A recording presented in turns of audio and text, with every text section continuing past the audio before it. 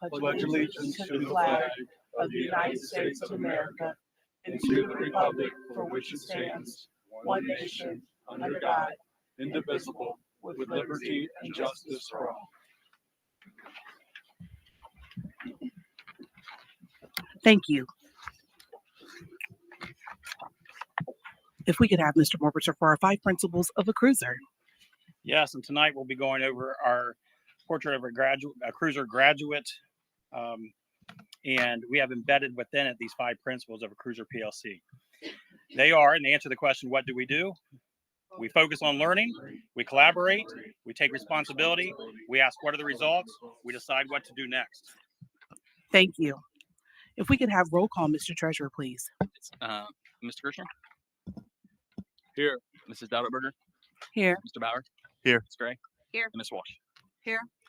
Thank you. All present. 1 second. Mr. Vice President, if you could do the review of the belief statement and board norms, please. We believe all cruisers are valuable. We will unconditionally serve, support, and inspire. Therefore, every cruiser will maximize their unique purpose, potential, and power to produce the results they want. As leaders of the district, we will always strive to support the mission and vision of the district, be prepared, informed, and ready for meetings, respect one another as elected representatives of the community, be open-minded, and recognize one another's strength, the value of diverse perspective, and mutual commitment to the mission and vision of the district. Allow members to complete their thoughts and statements before others comment. Allow members to be heard and listen to all perspectives with an open mind. Stay focused on the task at hand and respectfully redirect each other when needed. Maintain confidentiality and communicate per board policies. Ensure trust and transparency in all dealings. And after a vote is cast, leave meetings united as one voice, no matter the outcome. Thank you so much, Mr. Vice President. We're moving now on to agenda approval. May I have a first? So moved. Second. I'd have Ms. Gray and Mr. Bauer second. Any comments, questions, concerns, changes, discussion points at this time? Yeah, I'd like to amend I'll make a motion to amend. I move the motion to amend that the board, Can you speak in your mic for me, Ms. sorry, Walsh, yes. please? I'm Thank sorry. you. No problem. I make a motion to amend the approved the agenda to include the following: that the Board of Education agree that any business not concluded by 10 p.m. this evening will be continued at a special meeting to be scheduled for 7 p.m. on Wednesday, November 20th, 2024, or such a time that is agreeable to the board as a whole. So you have your motions printed. You will pass those to the treasurer. If you could read those one more time in the mic so I didn't get all of that. If you could reread it one more time. Oh, you've got copies? Yeah. Oh, perfect. Thank you. Here you go. Sorry, I was going to pass them out before. Oh, okay. No worries. Thank Forgot. you. Sorry. So the motion, here we go. Pass those down, please. Okay, so there's different ones. So, all right. Okay. Does everybody have one? You have one? Okay, there we go. So the motion for Ms. Walsh is to amend the agenda, and that the motion to approve the agenda to be amended to include the following: that the Board of Education agree that any business not concluded by 10 p.m. this evening will be continued at a special meeting to me scheduled for 7 p.m. Sorry, so that must be a typo, on Wednesday, November 20th, or such time that is agreeable to the board as a whole. Wanted to make sure that was read clearly for the record. Is there a second for this motion? I'll second that. So Ms. Walsh's motion, second by Mr. Kirshner. Mr. Treasurer, are you good on, you have all you're good? I don't want to go too fast ahead of you. We're first and second. Cool. Are there any comments for anyone or any discussion points, or can we move to roll call, please? Yeah, I would just like to add that it would be great to not be going till 1 or 2 in the morning. I also think we could probably relieve some of the time spent by some of the staff here that doesn't have to be here after we get through the different presentations and stuff, so we could hopefully streamline their days as well. Any other comments from any board members at this time? Yeah, the reason I brought this forward is that it's repeatedly, we're having meetings until 1 o'clock in the morning. The last one I think was 12:45.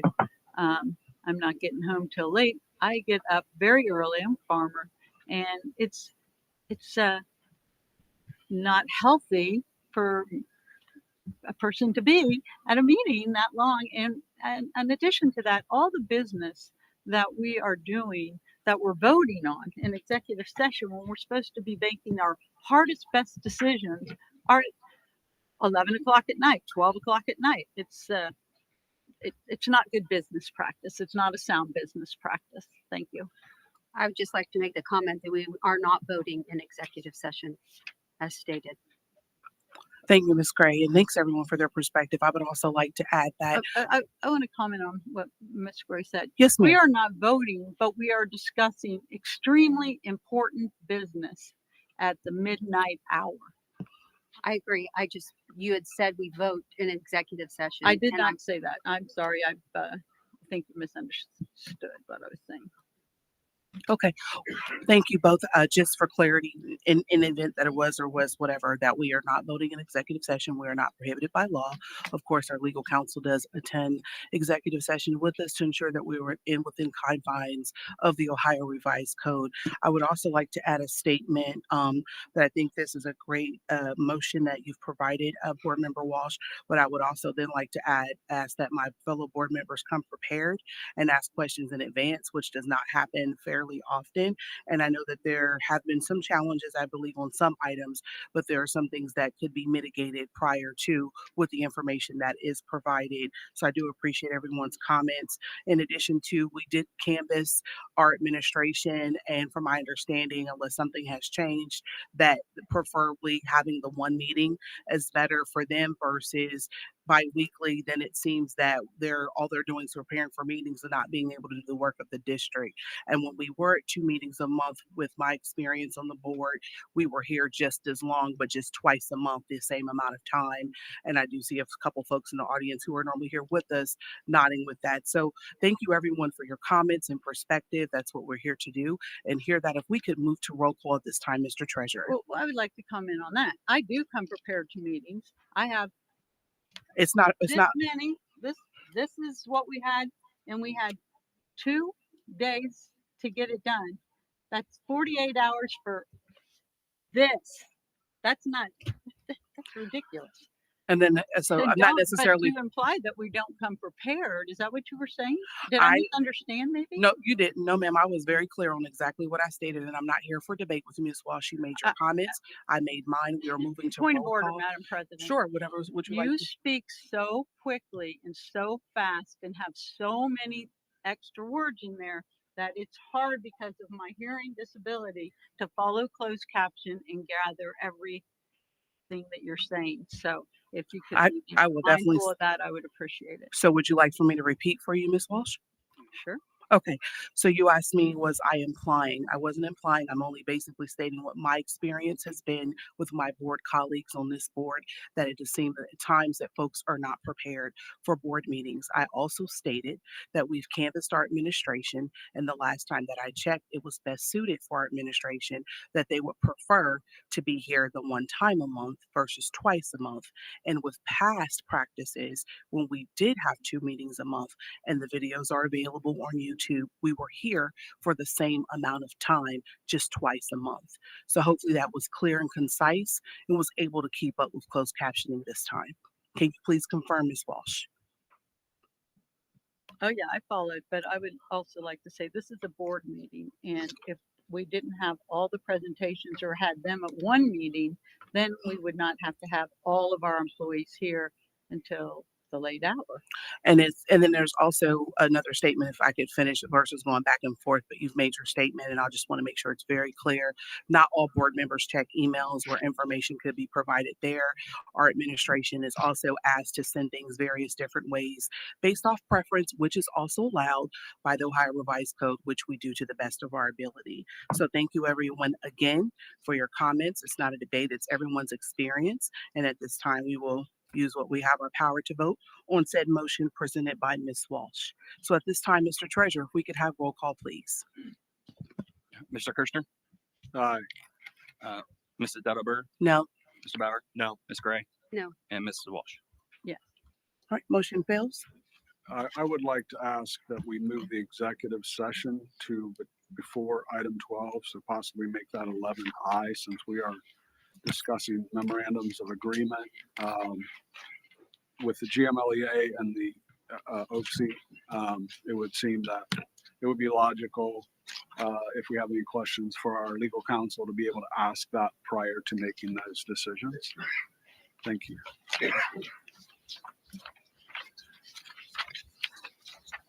So we're moving what item, Mr. Kirshner? If you could speak in the Just microphone, please. Yeah, making executive session, if you all would consider making executive session item 11I, so we could have the executive session before we go into the memorandums of agreement for GMLEA and OPSI, so that any questions could be answered by council prior to those decisions.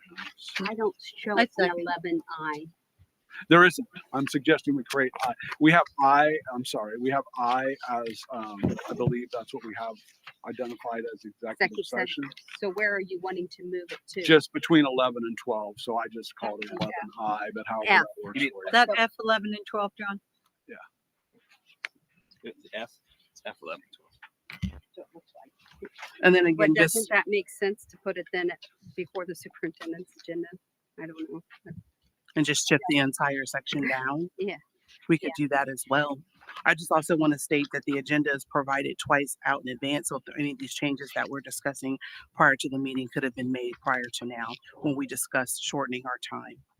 So we're moving that. I suggest if we're going to do it, let's just make it right before the superintendent's agenda, as Board Member Gray has suggested, that we're still meeting the needs of you, Mr. Kirshner.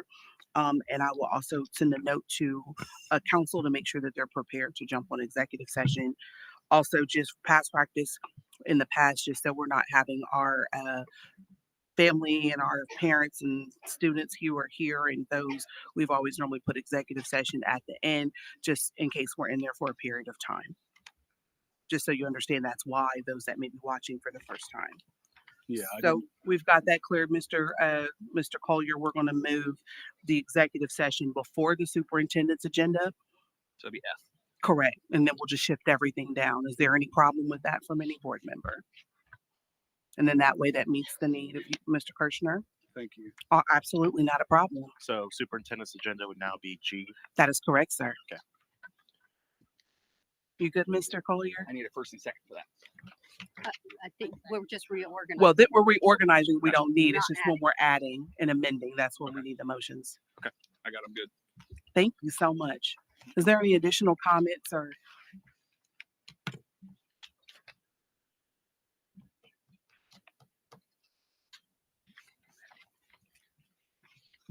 Okay. Anything else? Just want to make sure I didn't miss anybody. Okay. If not, I think we now have an agenda at 7:13. We made it. We did it in 13 minutes. And I know I'm about to vote it. I'm just making sure we knew where we were as far as organizing. It took us 13 minutes to do so. If we can move forward to roll call, Mr. Treasurer. Sure. Ms. Walsh? Aye. Ms. Gray? Aye. Mr. Bauer? Aye. Ms. Delaberger? Aye. And Ms. Kirshner? Aye. Motion passes. So we have an agenda. I gotta renumber mine real quick. All right.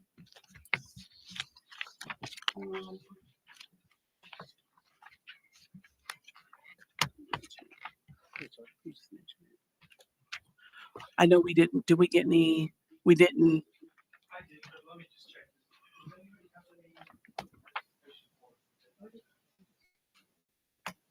Okay, so we didn't have any, and then also I see that that was accidentally omitted on the agenda, but we still wanted to honor that and would have, because that's normally our staple for our regular, so in full transparency, that's not, but we would have still honored it today if we had any of those. So thank you so much, Mr. Ty, for doing that. Now to you, Mr. Superintendent, I believe now for recognitions and presentations. Okay, the superintendent recommends that the Groveport Madison Education recognize November 11th as Veterans Day. I will go ahead and read the resolution. Whereas Veterans Day is observed on November 11th each year to honor the men and women who have served and sacrificed the United States Armed Forces And whereas we acknowledge the unwavering courage, dedication, and sacrifice of our veterans who have selflessly protected our freedoms, values, and way of life. And whereas Groveport Madison Schools recognizes that the sacrifices made by veterans and their families allow us to live in a country that upholds the ideals of liberty, justice, and democracy. And whereas the commitment, resilience, and bravery of our veterans set a profound example for our students, reminding us all the values of service, loyalty, and honor. And whereas many veterans have continued to serve our community by contributing to the growth, education, and support of our students and families within Groveport Madison Schools.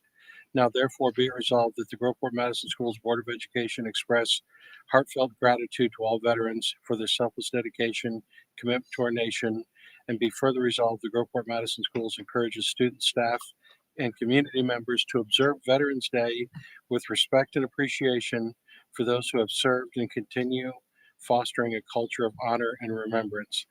And be it finally resolved that this resolution be presented in honor of all veterans, that we commit to supporting veteran causes within our district, community, and demonstrating our enduring respect for their service and sacrifice. So moved. Second. All right, I have Ms. Gray first, Mr. Bauer second. Any comments or anything? I definitely want to acknowledge our board colleagues who are veterans, Mr. Kirshner, Ms. Walsh, and myself. Thank you for your service. And any of our staff, I'm not too sure if there's anyone here that is, but I do think we have some other staff that may have served. And thank you for your service. Are there any additional comments from any fellow board members? All right, hearing none, if we can have roll call, please. Mr. Kirshner, Aye. Mrs. Dauterberger, Aye. Mr. Bauer, Aye. Ms. Gray, Aye. Ms. Walsh. Motion passes. The superintendent recommends the Groveport Madison Schools Board of Education recognize November as Native American Heritage Month. To recognize the month of November as Native American Heritage Month by honoring the histories, cultures, and contributions of the Native people to the United States. National Native American Heritage Month, or as is commonly referred to as American Indian and Alaskan Native Heritage Month, is a time to celebrate rich and diverse cultures, traditions, and histories, and to acknowledge the important contributions of Native people. Native Americans have made distinct and important contributions to the United States and the rest of the world in many fields, including fields of agriculture, medicine, music, language, and art. So moved. So moved. I'll second. All right, I have Ms. Gray first, Mr. Kirshner second. Yes, thank you. Any comments or anything from any of the board members? All right, we can have roll call, Mr. Treasurer, please. Mrs. Walsh, Aye. Ms. Gray, Aye. Mr. Bauer, Aye. Mrs. Dauterberger, Aye. Mr. Kirshner. Aye. All right, motion passes. Next, the superintendent recommends that the Groveport Madison Schools Board of Education approve the proclamation to recognize Ohio Public Education Appreciation Week. The resolution, whereas public education is established in the Ohio Constitution, which provides that the state will secure a thorough and efficient system of common schools throughout the state, thus demonstrating the commitment of Ohio citizens to make provisions for students to obtain a public education. And whereas public schools equip young Ohioans with both practical skills and broader intellectual abilities, giving them hope for and access to a productive future. And whereas public schools are community linchpins, bringing together adults and children, educators and volunteers, business leaders and elected officials in a common enterprise. And whereas Ohio Public Education Appreciation Week celebrates public education, honoring individuals who have made a difference in ensuring every child receives a quality education and recognizing the importance of public education has in our community. Now, therefore, we are serving as Groveport Madison Schools Board of Education to hereby proclaim November 17th through the 23rd, 2024 as the observance of Ohio Public Education Appreciation Week. So moved. Second. All right, I have Ms. Gray first, Mr. Bauer second. Any comments from the board? All right, if hearing none. Okay, we can move to roll call, Mr. Treasurer, please. Mr. Kirshner, Aye. Mrs. Dauterberger, Aye. Mr. Bauer, Aye. Mrs. Gray, and Ms. Walsh. Aye. Motion passes. Thank you. Okay, our next item is United Way. We'll be talking about the success by third grade.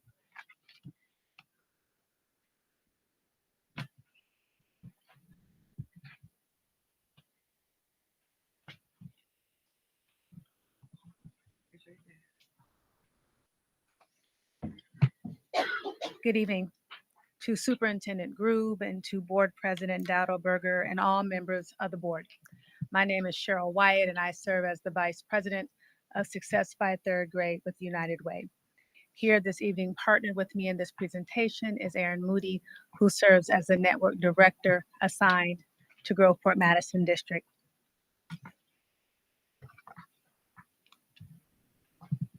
This evening, we're here to talk a little bit about United Way and our work with Success by Third Grade and how we got to this place and the support that we give to Groveport Madison as you all work collectively to ensure that all your students are on a pathway to success, performing efficiently, passing third grade, as well as ensuring and reducing any quality of life barriers that may be inhibiting learning. As a United Way, our mission is to improve the lives by mobilizing the caring power of the community that's represented in this room this evening. We're committed to student success as well as basic needs. We also believe that every student and every family has the right to thrive. As we work with the school district, a part of how we landed here was recognizing that there is a need in our community.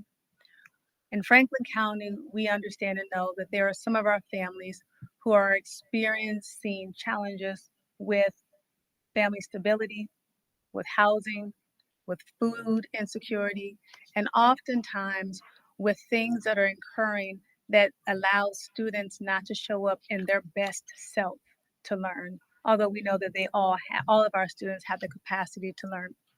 As United Way, we also know and understand that poverty is a very real thing in Franklin County. And as a United Way, we are establishing and have worked with a process called Collective Impact that says, how do we bring all of our stakeholders together, our districts, our community, our for-profits, to really row in the same direction, to be able to solve problems and challenges so that all of our young people and families thrive. COVID itself has increased that gap, and we are leaning into learning loss. And we are seeing that learning loss has had a profound impact, not only on all of our students, but on many of our students of color. We also recognize that as we work around districts in this work with Success by Third Grade, that a part of our mission is to increase third grade proficiency and to be able to create and develop the kind of resources for districts so that they can wrap themselves around. A part of our work at United Way is being able to convene and usher in what those supports look like and to help you all build that structure that year after year after year, you all know what it's going to take, you know your needs, you know your challenges, and that you have the resources in hand, and your superintendent has the resources in hand to be able to support young people as we continue to help support close that proficiency gap. A part of our work with United Way and our response with Success by Third Grade is a systematic approach. So our approach is to be able to identify the need, to bring the right people to the table in the community, to be able to bring the experts and be able to solve for, and to be able to create a roadmap that Groveport Madison can continue to use as we help to shepherd that work. And Moody will talk here in just a moment, but a part of what United Way has done is committed network directors to 6 school districts who have said yes to this work, because we recognize that school districts cannot do this work alone. We know the expertise of all of your staff in this district, the expertise of the board that sits in front of me today, and certainly the expertise of the superintendent and their leadership. We want to be able to partner with you as a community leader to be able to bring the right people to the table, to be able to help support not only at the third grade, but once we help young people at third grade, we then help them on a trajectory where they will graduate high school and begin to do those things post-graduation that impact our society in a positive way. At this time, we're going to show a short video that gives you the essence of what Success by Third Grade is. And I've been informed I'm supposed to pause so that something can get connected. Oh, good.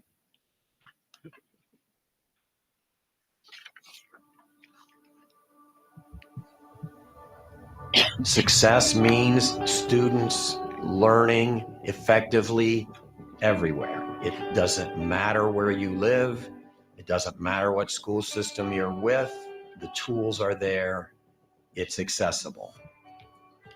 The Success by Third Grade movement is an initiative of collaborative leaders and superintendents and the United Way about really making sure all of our students are literate by third grade. This work, it fits the United Way perfectly because of our commitment to the community and because of the commitment that we believe that every family, every student has the right to their best life. When I was approached about Success by Third Grade, one of the things that we talked about was succinctly putting systems in place that can help break down barriers and build bridges to increase academic performance. Success by Third Grade, I see it as a way to be more strategic so that we can meet the needs of our students and families. The collective impact model really engages all community stakeholders, all community partners, in order to progress our students where we know that they can achieve. Success by Third Grade is not only about just reading, it's about becoming a whole person who's able to successfully navigate and find their way and lead and problem solve. Part of the reason also for United Way to champion this is this work isn't just going to be done in the classroom. Part of the work is understanding the community, understanding not only the school, but understanding the dynamics that may be impacting students and schools. So it's important to address the whole child to make sure that we address those non-academic barriers. The reality is if those non-academic barriers aren't addressed, then you have the academic barrier. They want to learn, they're eager to learn, they're excited to learn, but unfortunately they come with some barriers that other students don't necessarily have existing in their lives. If housing is unstable, if mental health programming isn't available, if food assistance isn't available, the school cannot compensate for all of those things. You need a backbone partner like United Way to really kind of mesh all of those pieces. Our kids come from a variety of places. Some don't even go to preschool. So what do we do when we get a child in kindergarten who's never been in school, may not have ever held a crayon or a pencil? And so we're talking about how do we address those things. I think it helps us to be able to meet the needs of our students and families, not just within Reynoldsburg, but across the region. I believe through our work with the United Way and Success by Third Grade, we've been able to focus more on the direct needs of our community.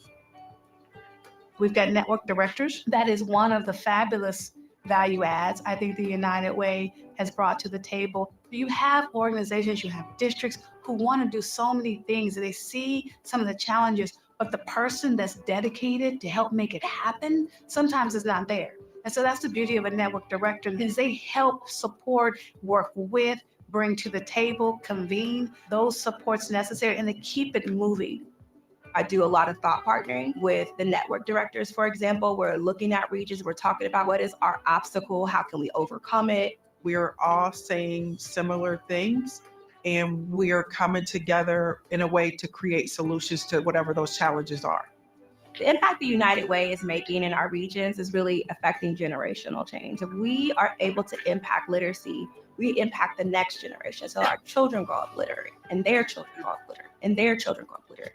If we can start early and we can make sure that they have what they need, then we'll be successful all the way around. We're talking about young people who are going to lead, who are going to be the future.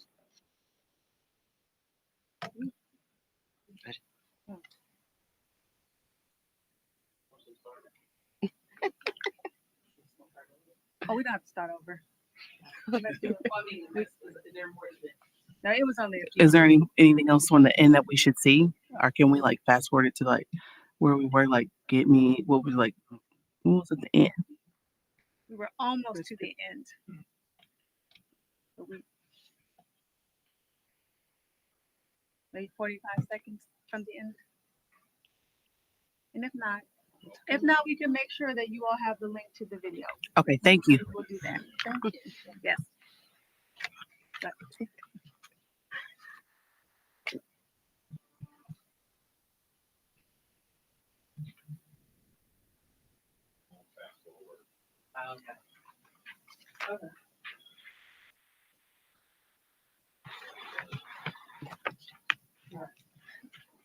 okay. As Cheryl said, I'm Erin Moody. I'm your network director from United Way. And we believe that if students have stable housing, basic needs are met, and they're safe and supported at school, they will be very successful. They will have the tools they need to graduate and become their best self. At United Way, we do our work through non-academic ways. So we are in partnership with you with those areas. I'm going to walk you through our framework. Our framework is a structure called collective impact. There are 5 strategies that we use with collective impact. The top strategy in the yellow is the backbone. That's where United Way sits. United Way sits in the space of having the leverage of 100 years of experience, where we connect folks together and we convene and we collaborate and we're making system changes to support our community. The next strategy is mutually reinforcing activities. We have collaborated a yearly plan with the superintendent and leadership team on where we're going to go and what we are going to do to help your students and their needs here in the district.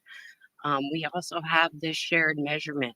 We are moving with the movement of our program through data. We are looking at the data to make the moves. What experiences and what resources do we have that we don't have at the table? And we are using the data from state report cards, population. We are using food insecurity data. We are using housing data to drive the work. And continuous communication, that is the convenings. That is in between meeting touch bases. Those are one-on-ones. That is the building of the reciprocal relationship that we have with our partners and we have with you here in Groveport. And our common agenda is our North Star, where all students are going to be on a pathway to success. I was a 4th grade teacher, so 3rd grade is like pivotal. But so all kids can be on a pathway to success by the time they leave 3rd grade and beyond. So what is the work that is being done in Groveport? We have convenings that have happened in Groveport between the teaching and learning team. We have brought in early learning centers and kindergarten teachers. Where is the gap? Where are those pivotal pieces that we can help those children transition and be successful in kindergarten? We're in those early talks with those 2 systems to see how we can work together. We also have the hope. How can we have resource hub here at Groveport? We have the space, we're working on capacity, we're working on funding. How can we bring those vital systems to Groveport so families can have access to those and not have to go to Columbus? Also, we are working on behavioral health issues. There is a need in the district and there is limited resources even throughout the state, but we are being creative and innovative with which systems can help us in Groveport so our students can be their best selves. The presence piece. As Deputy Superintendent Smathers says, Erin's always here. And that is our dedication to the work. That is our dedication to our dedication to not only the work, but to Groveport's community and students. We have supported Groveport with everything you can think of, from the educational trust and sponsoring a whole at the inaugural golf outing. We have to support the debt of the lunch debt. We have also been invited to those spaces of all the working community meetings for the portrait of a cruiser graduate. So we appreciate being part of the community and being invited in. The job with Jamie and with the picture last week, meeting and connecting with other partnerships in those spaces like Action for Children. And the last thing is the partnerships. We are creating and curating a special partnership, being intentional on who we invite, being intentional on why they're in the community and why we're working with them, to focus on the specific needs of the students in the district. And these are just the tip of the iceberg. We have corporation relationships. This is a picture of Hexion donating pies for Pi Day. Their community engagement aligns with STEM to give these students just an extra little piece of, oh my gosh, Pi Day, let's have a little bit of fun doing a STEM activity. And it follows Hexion's mission of community and STEM. These little seeds that we plant, these connections that we make with these corporations can turn into bigger possibilities with workforce and opportunity. And our whole entire United Way has the mission of a collective impact.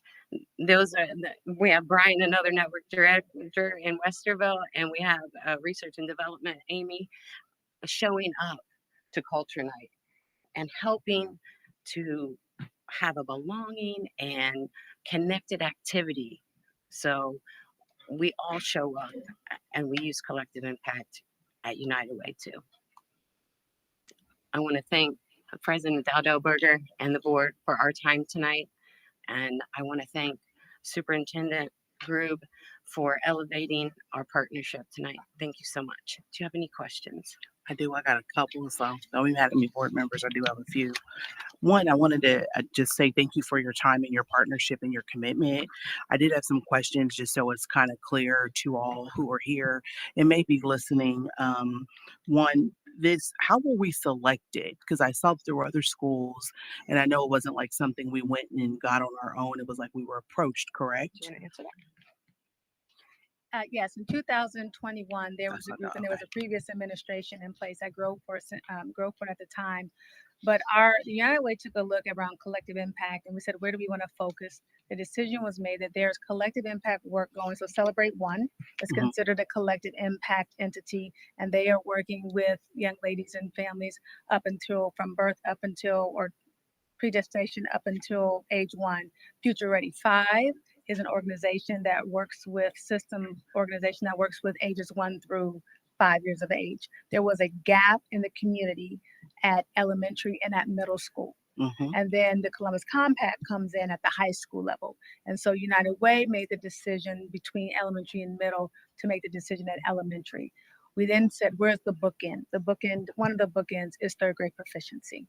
And we took a look at those particular data points around all 16 public schools in Franklin County.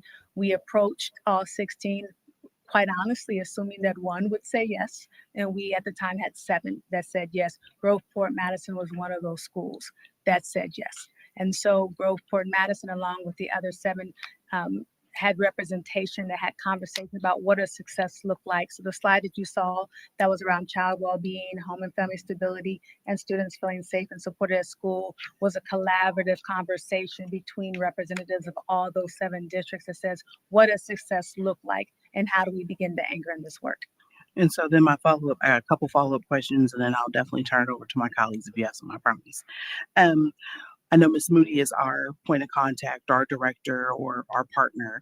In this case, this was not something this is something that it's not, her salary is not, we're not paying for that. There's no cost to our district, correct? I just want to. Correct. So Okay. we pay for all network directors. So as we took a look at this work, one of the lifts that we recognize is that districts are already tapped with resources. And so as a community partner, if we're going to help be a part of the solution, we're also going to help put our financial investments to the table. And so we raise money and funds from some of our corporate sponsors, from our workplace campaigns that go into supporting the work of success by third grade. So there is no cost. And it's not like a grant, like we didn't apply for a grant, like there's no grant for There's no grant. there's never been like I know that every program is different. So it's based off of whatever the needs are, right? If I'm understanding, because I looked at the presentation and did the QR code and all of it. We fundraise as a United Way, and certainly many people are familiar with United Way, and hopefully some of you all contribute to the United Way. But it's those dollars that help support the work. of all the network directors. So there is no grant, there is no cost to the district for the network director and for our time and services. And there's no like required programming. I know at one point, like you said, so I thought it was 21, and I was looking at you a little bit, Miss Gray, because I think when right around COVID is when you guys came, and so with that, like any program we had, that would have been something that would have been created by administration. It's not like you're here and we have to do these things, right? Or is it how does that work? That is correct. We have two metrics that we are focusing on. One is how do we improve third grade proficiency?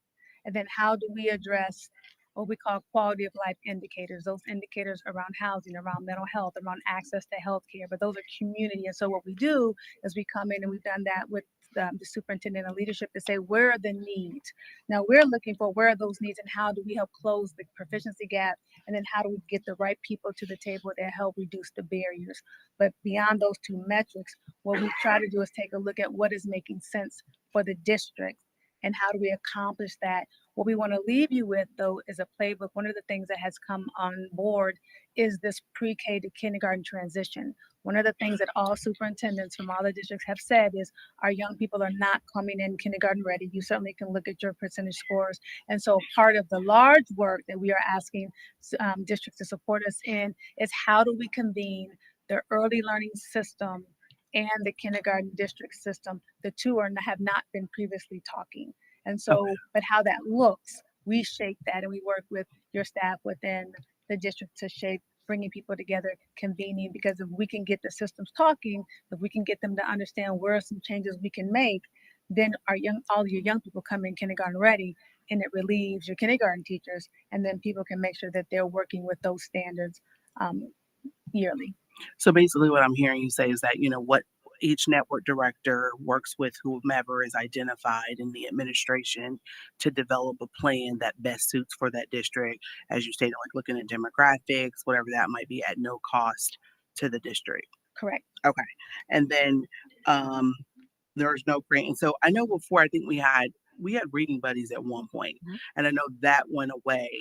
But was that our thing, or was that your thing? Like, just so I'm clear on that part. So under your previous administration in that role, there was a need that was addressed, that young people were not being proficient within their reading, and that there was not time being set aside in evenings, and students weren't getting that additional practice. And so the previous individual in that kind of curriculum role said, hey, what can United Way help us do? So we came together, we brainstormed, and the idea came up for a Reading Buddies program, which really were volunteers that United Way helped find. The district then, the previous individual, Jana, she then went to the teachers, they organized a schedule, they had the books, they identified the students, and then our job was to help facilitate that, get the volunteers. During that time, as she left and as a new administration came in, there was a discussion that said, is it working? Is it not working? What way do we want to go? And then there was a decision to sunset that particular work. And so we sunset that particular work to be able to say, what are the needs? For us, it is two things. One, having access to the leadership to be able to have the conversations. And then two, what are those, as Aaron talked about, those mutually reinforcing activities that help close the proficiency gap and that help address the quality of life indicators. And if we can do those and do those consistently, what we turn over to the district is, here's what's worked, here's maybe what didn't, and here's the roadmap. And if we do this consistently over time, we should be able to see those increases in proficiency, as well as addressing the quality of life challenges that some of our students. So that's good. So it sounds like, as things happen, if there's a change, you guys are also flexible and adaptable. Correct. On that. But I will also just comment, I think it was great in the video, just comment, and I'll turn it over, that was mentioned about the whole child in the video multiple times, which is a direct correlation to all of our work here at the board chairs, as it pertains to the whole child framework with the state. And then you also mentioned every child, and that is also, we talk about every student, every lesson, every day. It automatically ties into what our aim statement is, and I thought that was pretty cool. So, and I think you guys are also celebrating 100 years. Yes. So thank you and congratulations to you on that. Thank I yield to my board members at this time. Thank you. So then, go ahead. the non-academic areas, are you in contact with parents, and helping them find programs, or how is that working? Yeah. So we're more system level change through conversations with leadership and working with the individuals. So we are not direct service. So part of the conversation that came up in the district was around additional support and access around mental health services. And so we got with the other Jamie that's in the district and had some conversations and talked about what were the needs, what's currently in play, and then what was still needed. And so we worked with her and worked with the district to make sure that the individuals we invited to the table made sense for the district and that there weren't any other previous concerns or challenges. And so we scheduled this particular meeting, but we had the meeting scheduled for this week. And we are bringing in an initial conversation with Directions for Youth and Families, Nationwide Children's Hospital, the Buckeye Ranch Concord you already have, really with the conversation of what's the need, what can fit. Let's talk through all the yeses and the nos and be able to see if there's a system of service that can be put in place. So that would be an example of how we show up. And then we help shepherd all of that, but then certainly Jamie and her team, or what that looked like, would be the one shepherding and organizing that at a district level. Thank you. Sure. Mr. Kirshner, you had a question too, correct? No, that took care of it. I'll park my question for Anyone else? Is there a time frame when this is over, or is it just how long do we have with you? Let I me have ask 10 that. years Oh, okay. with us. That's awesome. The movement itself is 10 years, and part of it is because of collective impact and having to establish relationships and I will give kudos to your leadership, to Superintendent Groove and to Deputy Superintendent Smathers and their commitment of meeting with us and being able to usher us into all the other individuals who are here. I see the Morbisers here and I see Ty here. Without that conversation and without their willingness and access, we could not do what we do. And so we do appreciate, I want to publicly thank them all for their work and for their participation in what we do. And Dr. Green, thank you. Right. There's no additional, I know Mr. Treasurer probably likes this where it doesn't cost us anything. So that's always a plus. Well, thank you guys. If there's no other questions from the board or admin team, then we thank you so much for your time and your partnership and for always showing up, because I do see you at everything. So thank you. Take care. Thank you. Thank you. Okay. Our next topic scheduled was payment in lieu with our transportation director. I've been doing some frantic texting while this meeting's been going on, and I think we had our wires crossed. So that is not a presentation for tonight. So I don't know if we need to officially move it or table it or to the next meeting. Yeah, I make a motion to move it to next meeting. Second. okay. We have roll call, Mr. Treasurer. I'm sorry. Could you clarify that for me? I got lost. I couldn't quite read.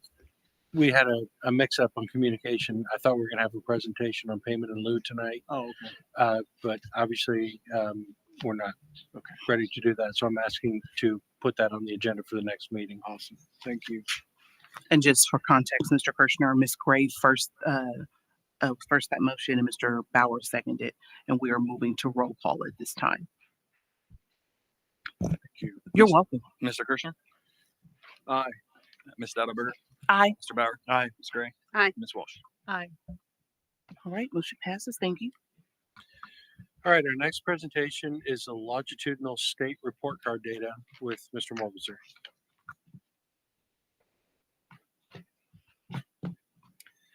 Over the past year and a half, I've talked often at the board meeting about our similar district ranking, our group that we're in. Tonight, I'm going to show you a specific aspect of it and explain once again what this is all about. So I have on this slide a list, and it's an updated list. It's for this year.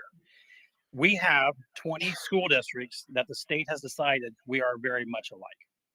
And that is the best point of comparison that we can possibly make to see what kind of progress that we are making. And in this, you see that this year, we're up to 3.5 stars on a report card. Last month, we went over that in detail. Well, what we didn't quite talk about enough was where that puts us in our similar district grouping ranking. We also want to point out that we have 2 neighbors And the closest neighbors that we have are Reynoldsburg City and Hamilton Local. Tonight, we're going to take a look at these three districts and the history of the state report card. First, though, I want to remind you of what the criteria is for these similar districts. And this stays really static because these seven elements, these seven components, they don't change a whole lot. So the districts that we are linked with, or the 20 that we're linked with, they are like this too. We're similar in student enrollment, the percent population in urbanized territory and city territory, population density, the gross income, the economically disadvantaged enrollment, and the percent of adults with at least a bachelor's degree, and percent minority, racial, or ethnic enrollment. So again, this list doesn't change a whole lot. So we've had these neighbors, our closest neighbors, on this list for quite some time. I want to point out too that since 2003, there have been 7 versions of the Ohio State Report Card.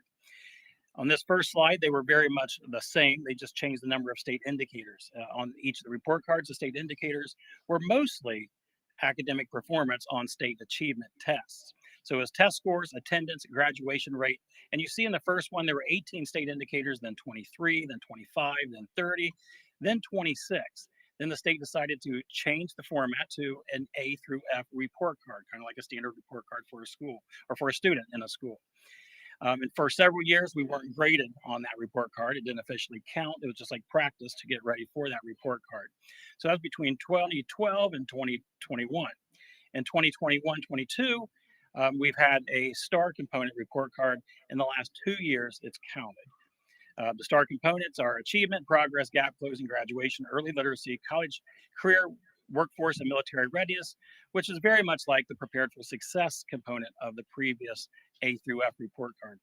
So tonight I want to take a look at the history of the report card and our closest neighbors to see how all three of us have performed since 2003, 2004.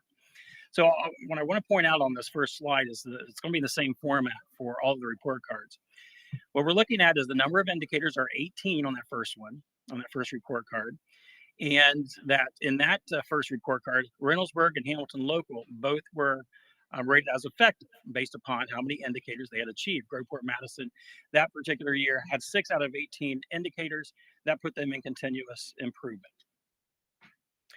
2004-2005, Groveport Madison is now in academic watch with only 4 out of 23 indicators. Reynoldsburg, meanwhile, at 14 out of 23. Hamilton Local, 8 out of 23. Reynoldsburg was effective. Hamilton Local, continuous improvement.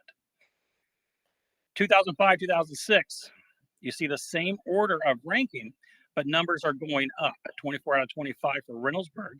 Hamilton Local, 16 out of 25. In continuous improvement, Groveport Madison, we then were in continuous improvement. You see there's a great range. Hamilton Local was 16 out of 25. Groveport Madison, 8 out of 25. Still, are both in continuous improvement. 2006, 2007, 30 now indicators. Rank stays the same. Hamilton Local was 16 out of 30. Reynoldsburg, 26 out of 30. Groveport, 11 out of 30. Then we see another change in the state report card. Now there are 30 indicators and 6 designations. Let's look at 2008-2009. Groveport Madison now is effective with 14 out of 30 indicators. Reynoldsburg, 28 out of 30, and Hamilton Local, 23 out of 30. Both Reynoldsburg and Hamilton Local in 2008-2009 are excellent school districts. And then we get to this one. The ranking stays the same, but there's some changes. Let's look at the middle column, 2010-2011. Groveport is now still an excellent school district, or is again an excellent school district. 13 out of 26 indicators accomplished. Reynoldsburg had 26 out of 26. That gave them excellent with distinction. The distinction part is because their performance index that we talked about was so high. Hamilton Local then goes up to 21 out of 26. And so at that point, we have the 3 school districts doing pretty well, with Hamilton Local also in the excellent category. In 2011, we see pretty much the same thing, but Reynoldsburg now with just an excellent, not with this distinction. And that's important to note when this starts changing. Hamilton Local up to 22 out of 26 indicators in the excellent range. Then we have a new report card. I told you for many years, 2012 through 2017, it was mainly just practice. We were all getting ready for the report card. The state was getting ready for it as well. Then 2017, 2018, we see a bit of a shift.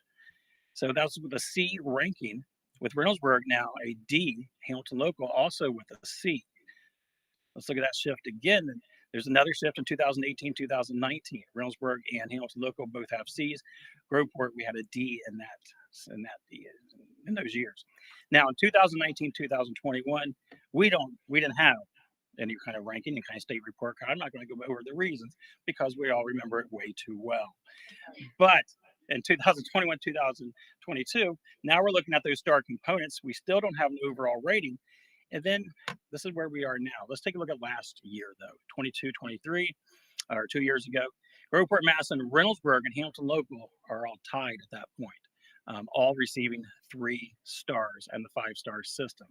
And then as we talked about the last board meeting, we went over thoroughly. We did a walkthrough of the state report card, and we have seen that Groveport has emerged as the first place winner in this race in 2023, 2024. This is what I've been building toward. This last slide shows the trek of all 3 of these school districts. The top line, that purple, is Reynoldsburg. The next line in green is Hamilton. And then we're starting on the left, the red line is Groveport, Madison. And during the years where you see that Reynoldsburg and Groveport, Madison, where Reynoldsburg and Hamilton Local are doing very well and there's a bit of a gap between Groveport and the other 2 school districts. Those years were marked by great stability. I was at Hamilton, Carol was at Reynoldsburg. We worked with superintendents who had an opportunity to work for many years with great teams. They also had the support of the Board of Education in those 2 places. It has to be one of the reasons that we have to look at as the success during those school years. And then as we look in the most recent years, Groveport, Madison emerges, then falls once again, to the point where we are now at the best report card Groveport has ever had. We are above those 2 other school districts, and our plan is to go even higher, of course. So, yes, I think that is good. Worthy of applause.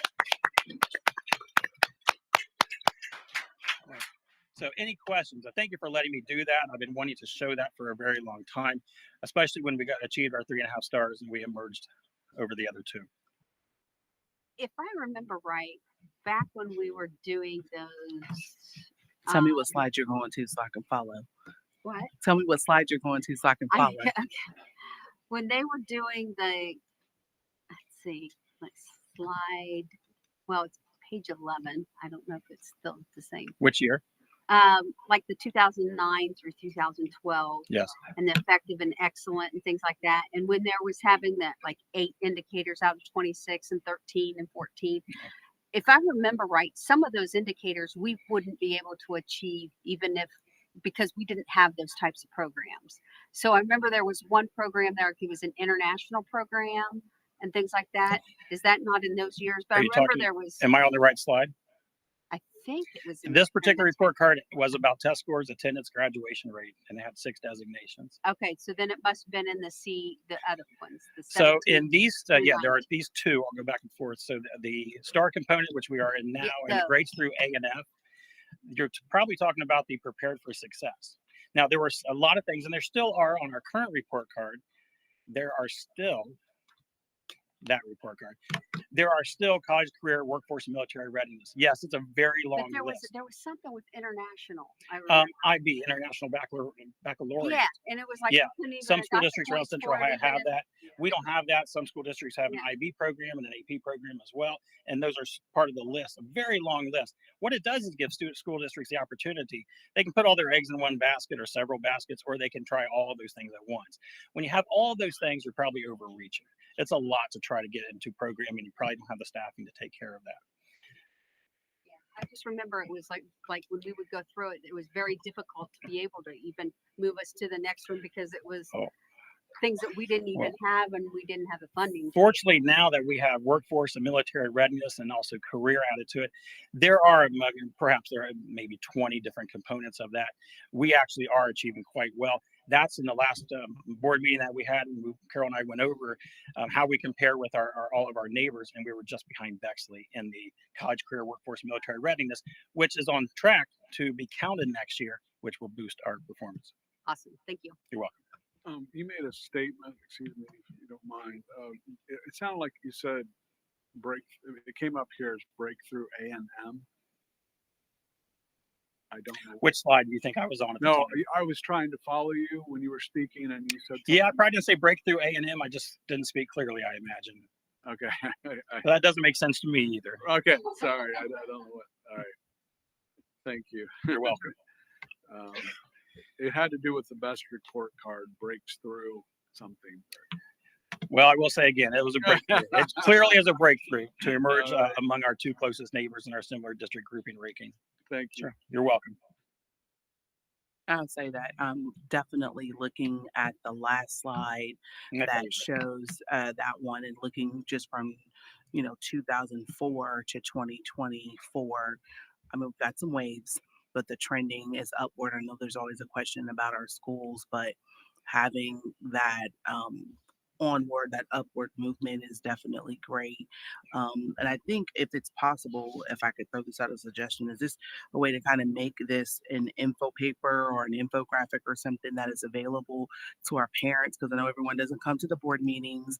I know everyone doesn't, because of work, and I get it. So is there a way we can maybe get that as a all call email out to parents, not even posting it, like put it in their box so they get it? Because I know a lot of people say, "Oh, our schools are horrible, horrible, horrible."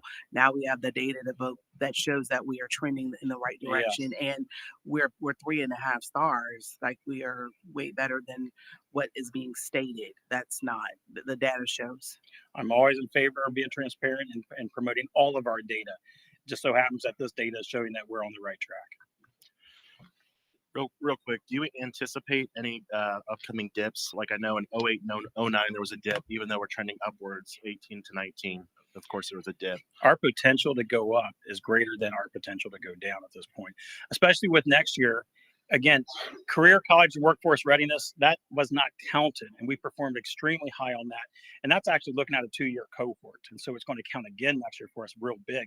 Next year, we hope it counts. The state is on track to have that count.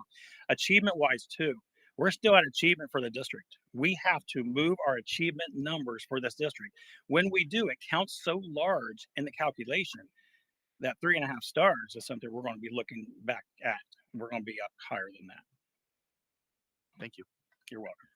I have one more question. When you did your research or kind of compare and contrasting the data, did you look at any particular milestones between any of the districts, like change in personnel? Was it dealing with continuity and consistency of things? Like, I'm just curious to see. Clearly, there's continuity. Reynoldsburg during all those years had the same superintendent, or two superintendents. One moved on, Dr. Dick Ross moved on to be the state superintendent. The other superintendent that they had moved on to be the current director of Ohio Department of Education and Workforce. At Hamilton, during those years where you see that stability across just below Reynoldsburg, that was, again, continuous superintendent with the same team, with the support from the Board of Education. Clearly, that has to matter in all of this. And those were the years that Hamilton won every award that Ohio grants, that Ohio gives. Momentum Award, School of Promise Award, and also a National Blue Ribbon Award that is given on the state or the federal level. Your blue ribbon, like the Blue Ribbon School Award. Pardon me? The Blue Ribbon School Award. Okay. Yes. That's why it's so important that we continue Absolutely. having stability with leadership. Yes. That's correct. I so second that, Ms. Gray. Any additional questions or comments from board members? Well, thank you. I want to just take this opportunity to thank our teachers, our administrators. I want to give a round of applause. I just don't want to say thank you because they're out here doing the work when it's been hard through COVID, post-COVID, our law enforcement, aides, custodians, everybody, because it takes an entire village to take care of our students. And where we thought we were kind of, struggling, it shows that the hard work and the consistency of the administration and all of our staff is making sure that our students are being educated and we're on the right track. So thank you, Mr. Morberter, for putting this together and bringing some context to everything. We really appreciate that this evening.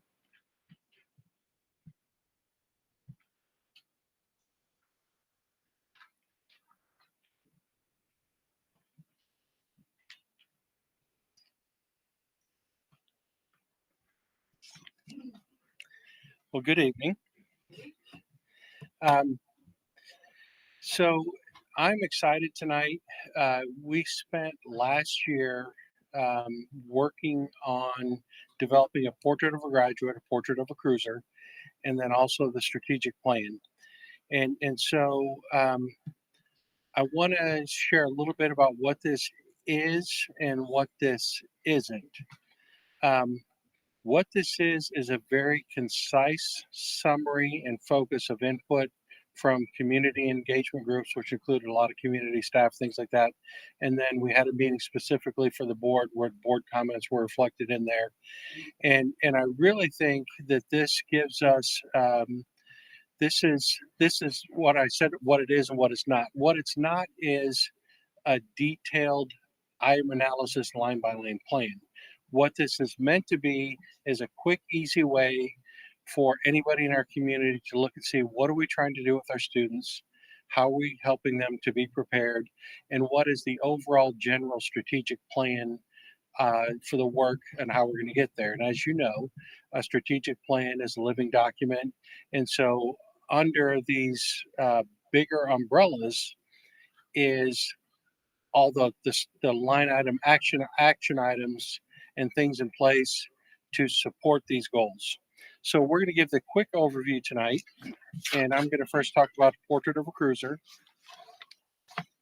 And so there are, from this work, there were 5 sections, being coachable, collaborative, communicative, critical thinking, and goal-oriented. And so when we talk about coachable, a cruiser graduate is coachable, embracing feedback with a growth mindset and a commitment to continuous improvement. They recognize that learning is a journey and view challenges as opportunities to develop their skills further. They're open to guidance and willing to adjust their approach. They strive to be their best by actively listening, reflecting, and applying constructive input to their own personal and academic endeavors. Our cruiser graduate demonstrates resilience, persistence, and a dedication to self-improvement, fostering both individual growth and collaborative success. And I'm sorry if this is coming across as mechanical. I wanted to try to get all these pieces in here and just go through this so we can talk and have questions. But second item, collaborative. A cruiser graduate excels in collaboration, working effectively with others to achieve shared goals. They actively listen, communicate clearly, and contribute meaningfully, recognizing the value of diverse perspectives. They demonstrate adaptability and respect. They navigate challenges with a team-oriented mindset, resolving conflicts constructively. This graduate understands that collaboration requires responsibility and accountability, and they and they help foster collective success. So the first one again is being coachable, and the second one, collaborative, working for others. The third item is communicative. A cruiser graduate communicates with clarity, purpose, and respect, adapting their message to different audiences and contexts. They effectively convey both verbally and writing using active listening, which I think we've heard that a couple times already, thoughtful responses to engage in meaningful dialogue. This graduate demonstrates confidence and empathy in their interactions, ensuring their communication fosters understanding, collaboration, and trust. Whether they're presenting ideas, offering feedback, or resolving conflicts, they use communication as a tool to build strong relationships and drive success for both personal and professional environments. So you're seeing, again, a trend and a theme where things are connecting together, communicating, listening, collaborating. Our fourth item that our groups identified was critical thinking. And by the way, these areas were unanimous from everybody. We heard back that these were things that we heard in the feedback from the groups. A cruiser graduate is a critical thinker approaching problems with curiosity, logic, and an open mind. They evaluate information from multiple sources, analyzing evidence, and consider different perspectives before forming well-reasoned conclusions. This graduate embraces complexity, asking insightful questions, and seeking innovative solutions to challenges. By applying sound judgment and reflective thinking, they make informed decisions and adapt to changing circumstances. Their critical thinking skills empower them to navigate both academic and real world situations with confidence and integrity. So coachable, work together collaborative, we communicate, and critical thinkers to analyze and assess. Finally, we identified goal-oriented. A cruiser graduate sets goals with intention and clarity, utilizing executive functioning. And I think that was a large part of our board discussion that we had, to break down complex tasks into manageable steps. By prioritizing objectives, staying organized, and managing time effectively, they consistently track progress and adapt their strategies when needed. This graduate demonstrates perseverance and self-discipline. They regularly reflect on their actions to ensure alignment with their goals, leading to both personal and academic success. So, you know, if you're going to come up with a list of 5 things you want a successful person to do in anything, whether it's family, career, education, I think these are 5 great areas. And again, you see the theme that all this connects together. Now, you notice that none of this said anything about they're going to know how to do quadratic equations, that you know, they're going to know how to, you know, do these specific things. These are learning interactive skill sets. And so when it gets to the action plan of what we do, it's about providing the correct kind of learning environment and educational opportunities for them to develop and grow in those areas. So it's more than just learning, you know, items for a multiple choice test. It's about how you interact. It's about how you do these things. I don't think we shared this, but you know, with our conversation tonight, unless we get some feedback that you think that we're off track or we need to go a different direction, we put this one pager together. And I don't know if you've all seen this. I think this is a really cool, easy way to communicate on the big items. It's not wordy, but it says enough to identify what we're trying to do with students. And it's a simple snapshot that can be shared, and anybody can look at it and pick it up and do that. So we'll make sure that we plaster this everywhere. So, any questions for me on portrait of a cruiser? Do you have a copy of that? Can someone get us copies real quick? Yep. I can email it to everybody. Okay. Or does other board members, would you like a hard copy? We'll get a hard copy made and give it to you. Yep.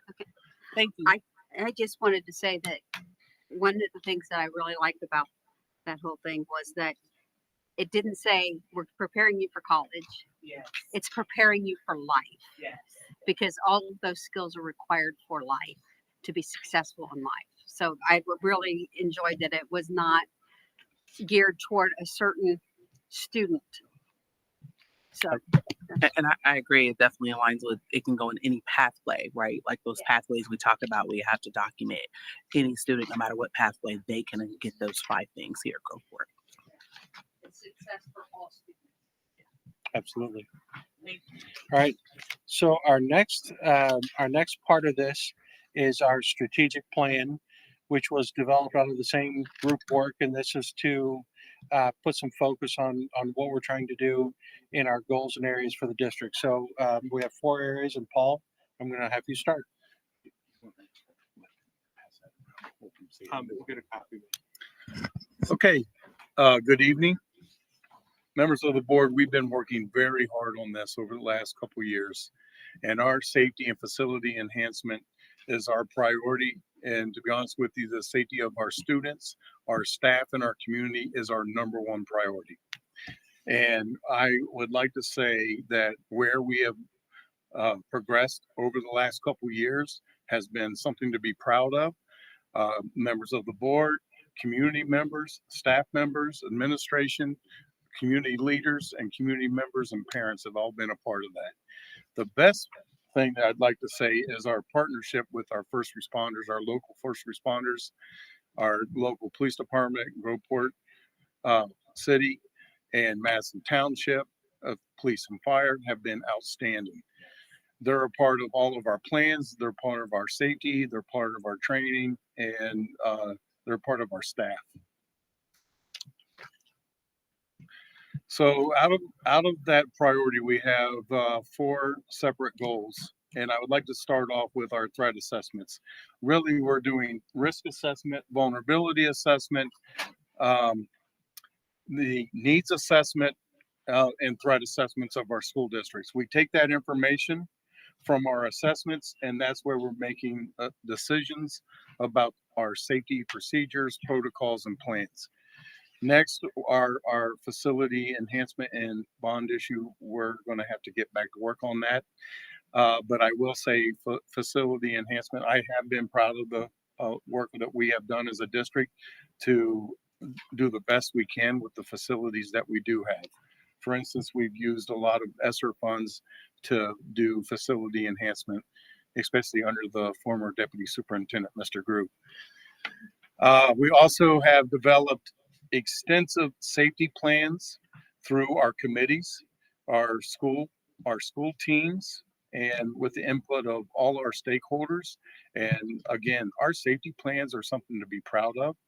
We work through Mr. Segrist with Risk Solutions, and he helps us with our safety plans. But that is a goal of ours to have comprehensive, extensive safety plans.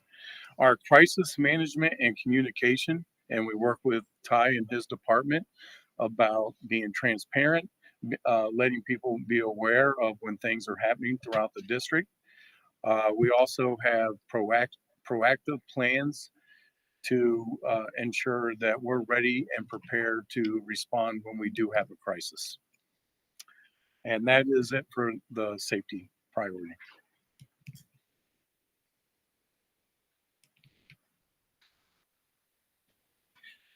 So for priority 2, academic engagement, I'm going to do something that I don't like doing during presentation. I'm actually going to read this word for word because I think each word of this priority matters. At Groveport, Madison, academic engagement is at the heart of our educational mission. And you'll recognize this language. By focusing on learning, we promote academic success and provide cruiser students with the skills and knowledge they need for the next challenge. And then what we try to do with each of these priorities is work in what this looks like for the current cruiser student and also the cruiser graduate. A cruiser student is driven by curiosity, deeply involved in learning, and supported by effective and innovative teachers. A cruiser graduate communicates effectively, works collaboratively, accepts challenges, makes informed decisions, and confidently aims forward toward future success. And I think you can hear the theme of what we've been talking about with both our Cruiser PLC, what we've talked about at each board meeting, and also with our portrait of a cruiser graduate. And you'll see with the very first, the goal of we have 4 goals under academic engagement.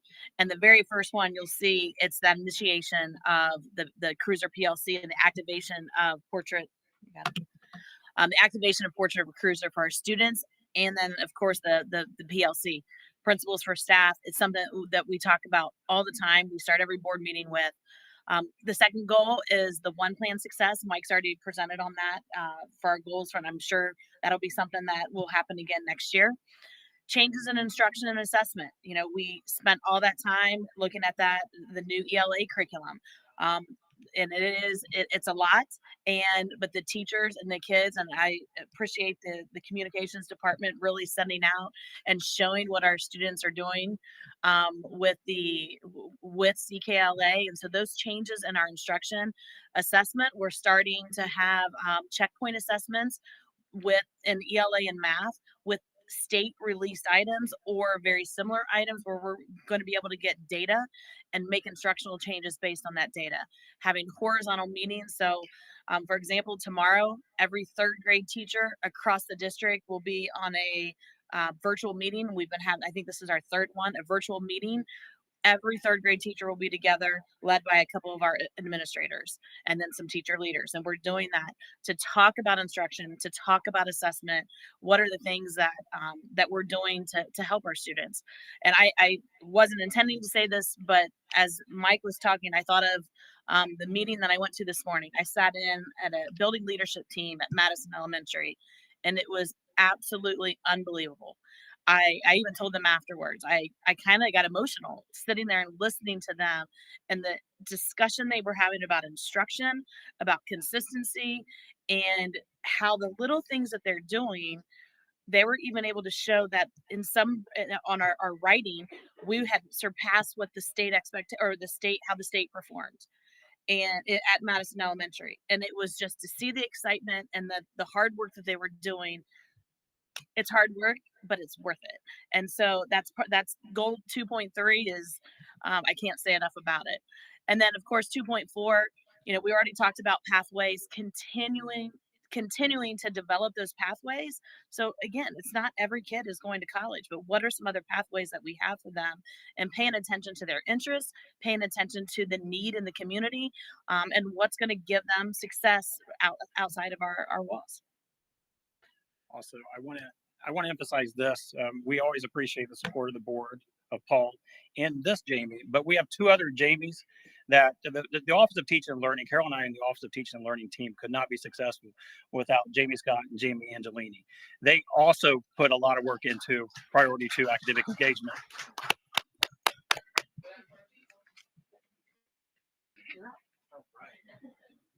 All right, communications.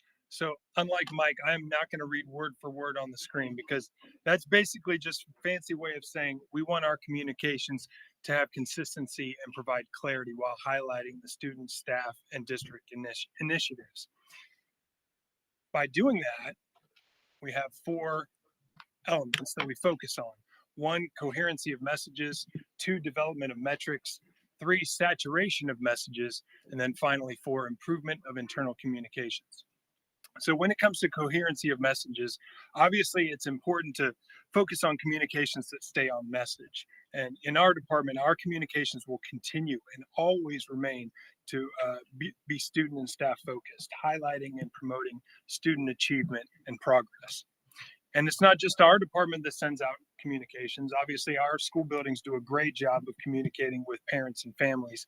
So as a byproduct of that, my department helps provide a service to the district in providing trainings for effective communication strategies to reinforce messages across departments. Michelle does a great job giving tips and tricks and best practices for social media, for example.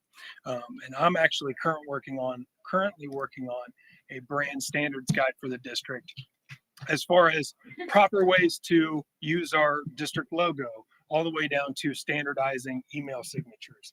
Consistency like that is important across the district. And our communications are constantly in review. We often have department meetings to talk about past communications, how well that worked, what could we do differently, and then to kind of keep tabs on things on the horizon that we need to be focusing on. Next is development of metrics. This is establishing measurable indicators that assess the effectiveness of our communications. We use key performance indicators, also called KPIs. And this could be anything from open rates on emails to engagement rates on social media, or even attendance at district school events. We also conduct surveys and feedback sessions. We send out surveys for our master facilities plan. I recently sent out a survey to our community for, don't tell anybody this, but we're getting a new website in 2025. Let's keep that secret.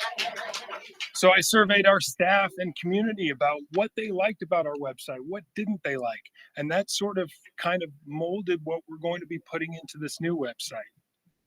So all in all, we must ensure delivery meets the needs of our community, and that's why we do those things. Thirdly, saturation of messages. This is my personal favorite because there is no right or wrong answer for best practices on this. This is a completely customized strategy based on the needs of your community and where they are to receive communications. You have to ride that fine line of determining how much is too much. If you don't send enough communications, your community is constantly wanting more. If you send too much, you run the risk of people disengaging with you or ignoring your messages. And of course, we never want that. So what do we do in Groveport Madison? We adopt a multi-channel approach. That is emails, auto dialers, text messages, social media, and even in-person communications like Java with Jamie or our Golden Cruisers luncheons that we have. Those are all effective strategies for saturation. And then finally, the improvement of internal communications. This is all about fostering a culture of transparency and collaboration among our staff. We do regular monthly newsletters. Okay, I promised myself I wasn't going to do a horse pun, but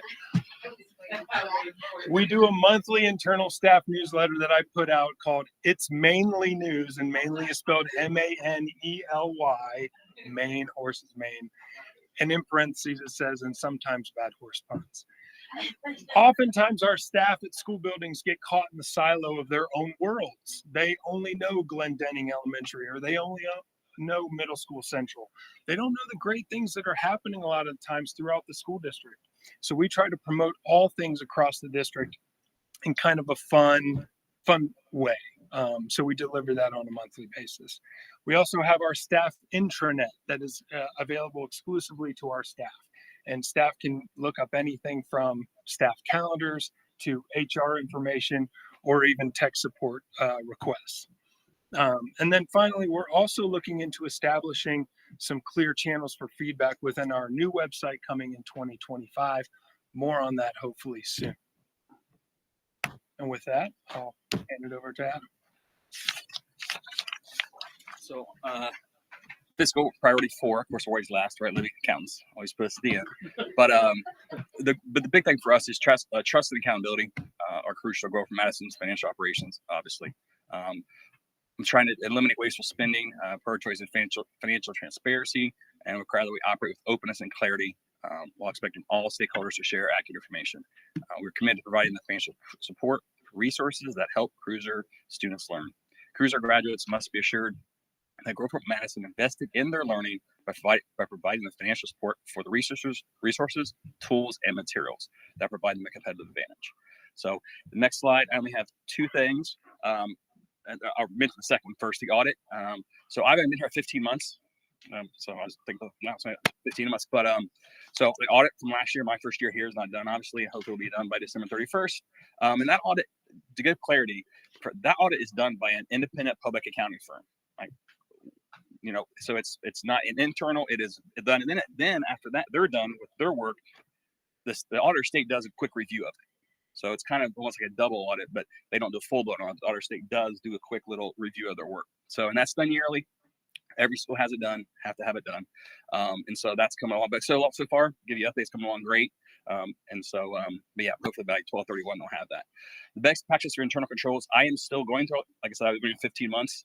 I am looking at every practice we do from purchasing to receivables to payroll. I'm not done with all the internal controls, but I'll get there hopefully by June 30. So I'm still doing that. But other than that, that's the 2 things that, you know, I've been here 15 months and I'm still working on those things with the internal controls. That's all I have. Save money. So I hope and think you probably saw in the strategic plan that is very similar with a little bit of difference to what our goals have been historically to here. We had safety, we had an academic goal, we had communication goal, and we had fiscal stability and fiscal responsibilities as a goal. So our purpose in doing this was to check to make sure if what we thought we should be doing was correct and accurate with what our staff, what our parents, what our board, what our different groups thought. And I thought Steve Fuji did a good job of facilitating those discussions, because when you're talking about everything, it can be overwhelming. I thought he did a good job of kind of getting and boiling things down and getting points.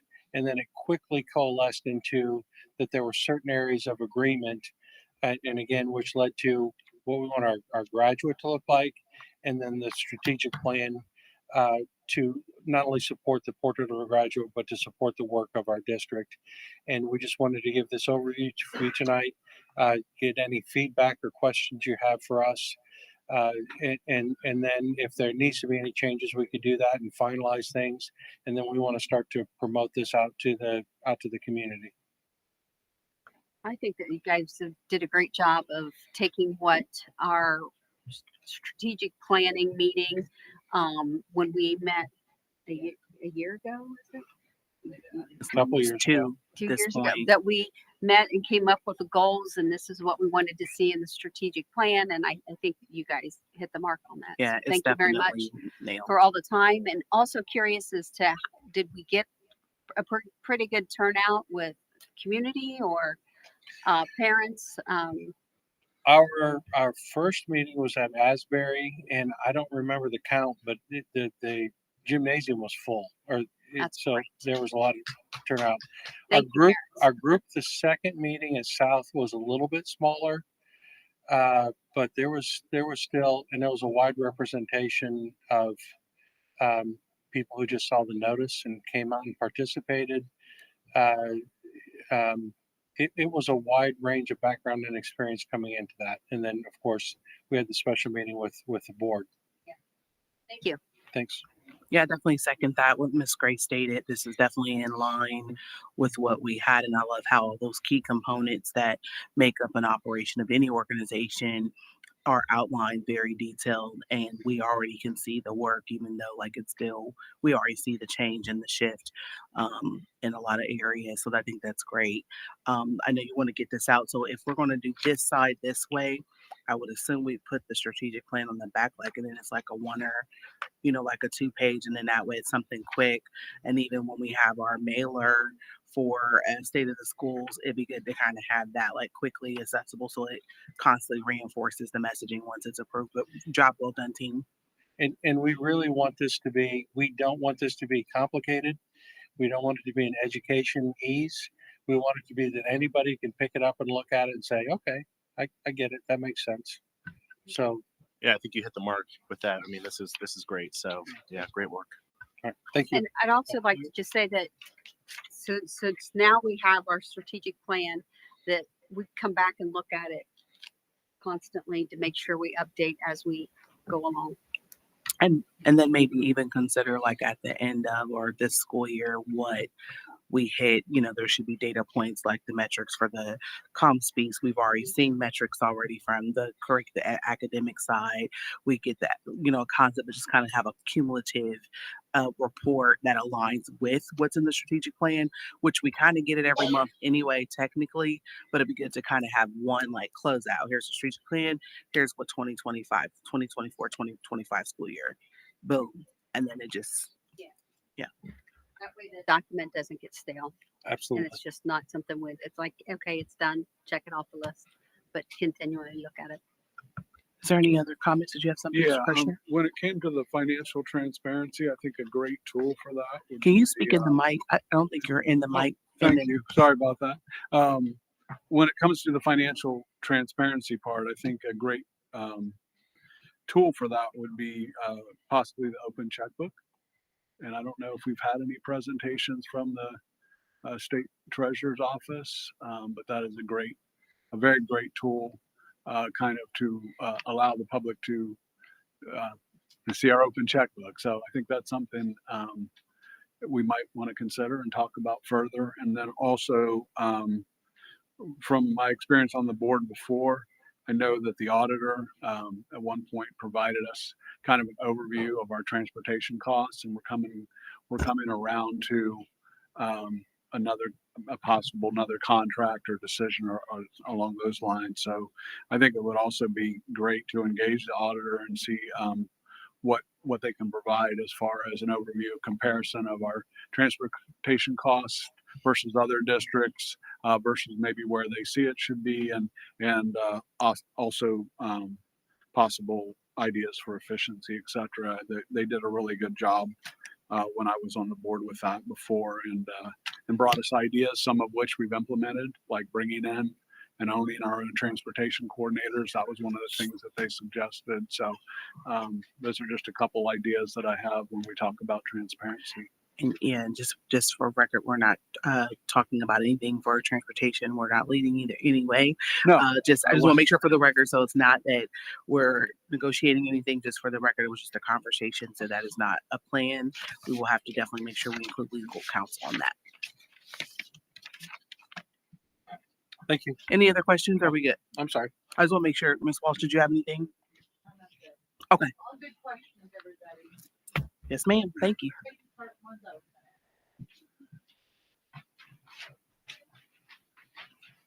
So now we are on to our board items.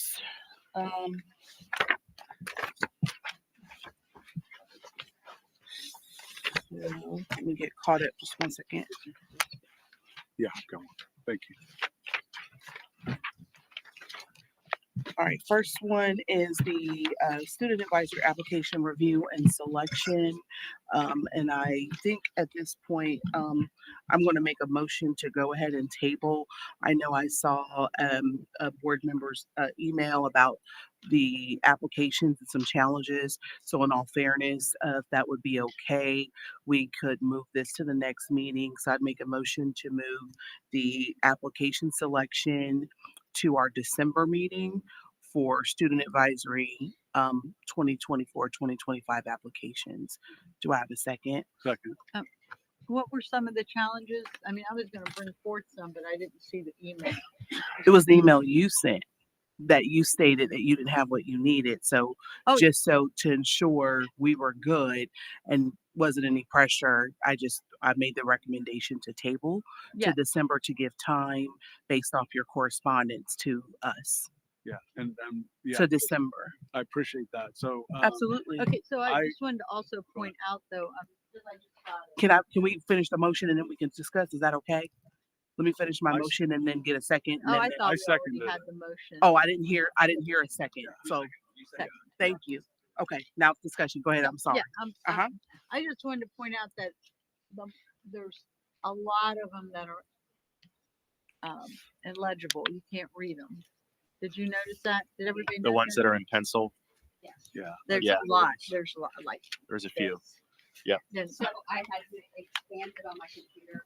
That's what I did. yeah. I did the same So thing. like 203. Can somebody read me 203? Then I mean I can go through the No, pages. We're going to table it. So if there's whatever additional things that you need, we can get those I mean, updated. you can't expand. So You can't expand black. Flip. Yeah, I was able to as well. So we'll table as Mr. Kirshner as second. Any additional? yeah. So it appears from what I could see, and by what I started to tell you was for some reason my packet was sent out requiring signature today. So I didn't even get it. As far as all these applications, so I don't know why. For one time it was a signature was required, but just note that I don't no security issues there. I don't need if I have to be there to sign for the mailman, I'm likely not going to get it. So if you could help with that, but yeah, if we could just get some instructions early on as far as what we're doing, like are we picking how many, etc. What I'll do is, and I will be sending my instructions via email, and I will attach again. If you go back to our October meeting, there's the resolution that identifies the amount of students we're selecting. And then if we do, I think the first time we did it, there were a couple students that we ended up taking more than what we originally stated. Yeah, on the elementary, you took all. We ended up taking all of the students for elementary. So, but the ask is what's in the resolution. So I'll make sure I take a copy of the signed resolution, and to reestablish what we already had, just to make sure, and attach it to the emails, and it has the instructions at the bottom of the resolution that we voted on in October. Okay, and then also it appears maybe there was a word limit on the answers, and some of the applicants didn't know that. So we'll get like just I attended the Kronk or whatever, and then it's gone. So it appears that some people were putting in more words than we'll be able to see, so their answers were cut off. And I don't know if that's simply a printing problem or what. So and then was that was the ones that were typed. So then I guess I could Right. ask if Mr. Smathers, if you could check, is there a way? I know that the typed applications for both parent and student advisory, and I'm making sure that this is picking up on closed captioning. Is there a way to export not just as the actual PDF file, but export as an Excel spreadsheet? Yeah. That way we can then see all the data in an Excel file, and then we can filter out And then that way there's no question. And if there was a word count, as Mr. Kirshner is saying, he's picked up on a few that may have cut off. Maybe it captured it all. And then maybe figure out in final forms, was there a word count? I'm not aware of one, but if we can find that out, that would be helpful. If there was one. And then initially, just for clarification, initially the names were mainly blocked with a few exceptions, and then the last iteration they're shown. Is there a preference there? Well, the reason why they were redacted in October and other times it was presented because it was put on board docs and it was public facing to the public. So we do redact the information. The other times when it was given to the board members and administration sitting here, it was not redacted because it did not need to be. Thank you. I was not sure. I thought maybe you were wanting us, kind of like a blind audition. I wasn't sure. No, and I think the first time when it was organized for board docs specifically. Then we asked for reorganization of said files. So instead of our lovely team member who's going through 100 plus applications to redact again electronically, just left as is and sent it securely to our board appointed emails. Excellent. Thank you. Absolutely. This doesn't do anything to make our current situation any easier. We just started doing this and we had draft copies of the applications and reviewed it and put it out. With your permission, I think we should go all electronic. Okay.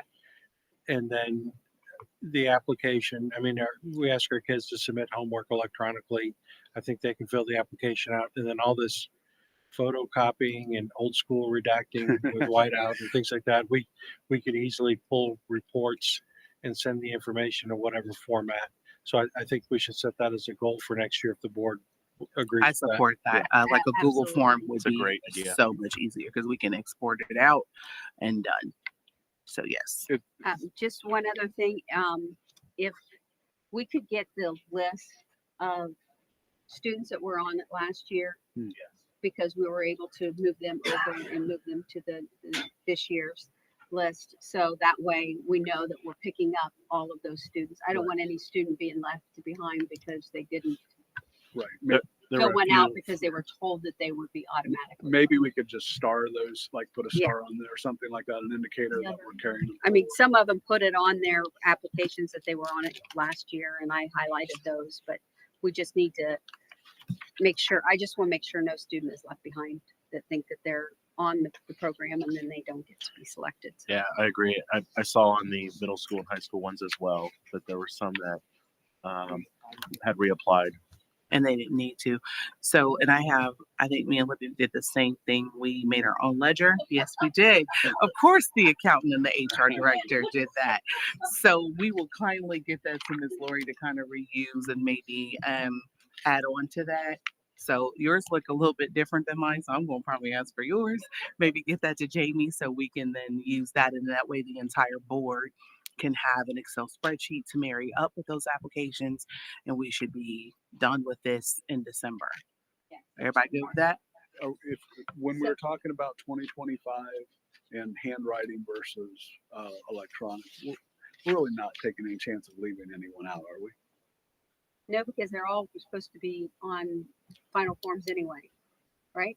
They were on final forms, and then also, as stated, most of our students, I know my kids do, even in elementary, are submitting some homework, not all. Elementary is more, that may be more handwritten, but elementary, I think middle and high school is what we're mainly discussing, making sure those are electronic.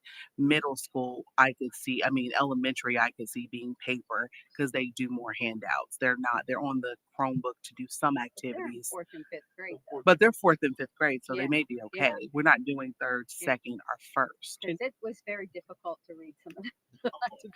And just how we got this, when we started this the first year, they can talk. We literally handed out applications to, we created hard copy applications. We sent them out to the buildings, had the kids come, and then we moved it to final forms. we just took our application and put it in final forms and kept it as paper copy. So I think this is one of those learn and improve. It's only our second year, and I think it's And great though. I I mean, just want to say it's very exciting. This is the elementary list. 3 pages. You got 2 pages for middle school, 2 pages for high school. That is great. I mean, to think that last year we had to like, please, we had to ask sign like, up. yeah, Please we had to sign ask up, like you 4 know, and times. now we have kids that want to have their voice. But I do want to say something from reading these. It's very clear and evident to me by reading their comments and their suggestions and things that they want to do is that we have students that are struggling with mental health. Yes. We have a lot of students that struggle with bullying, and that we have students that are so sad to see the way the public sees our school. Yes. And that was clear in all of their comments. So it's like, if our community could just realize that our students are hearing you, they're hearing your comments that you make, the things that are posted. It's hard on these kids to have a positive attitude when all they hear is negative.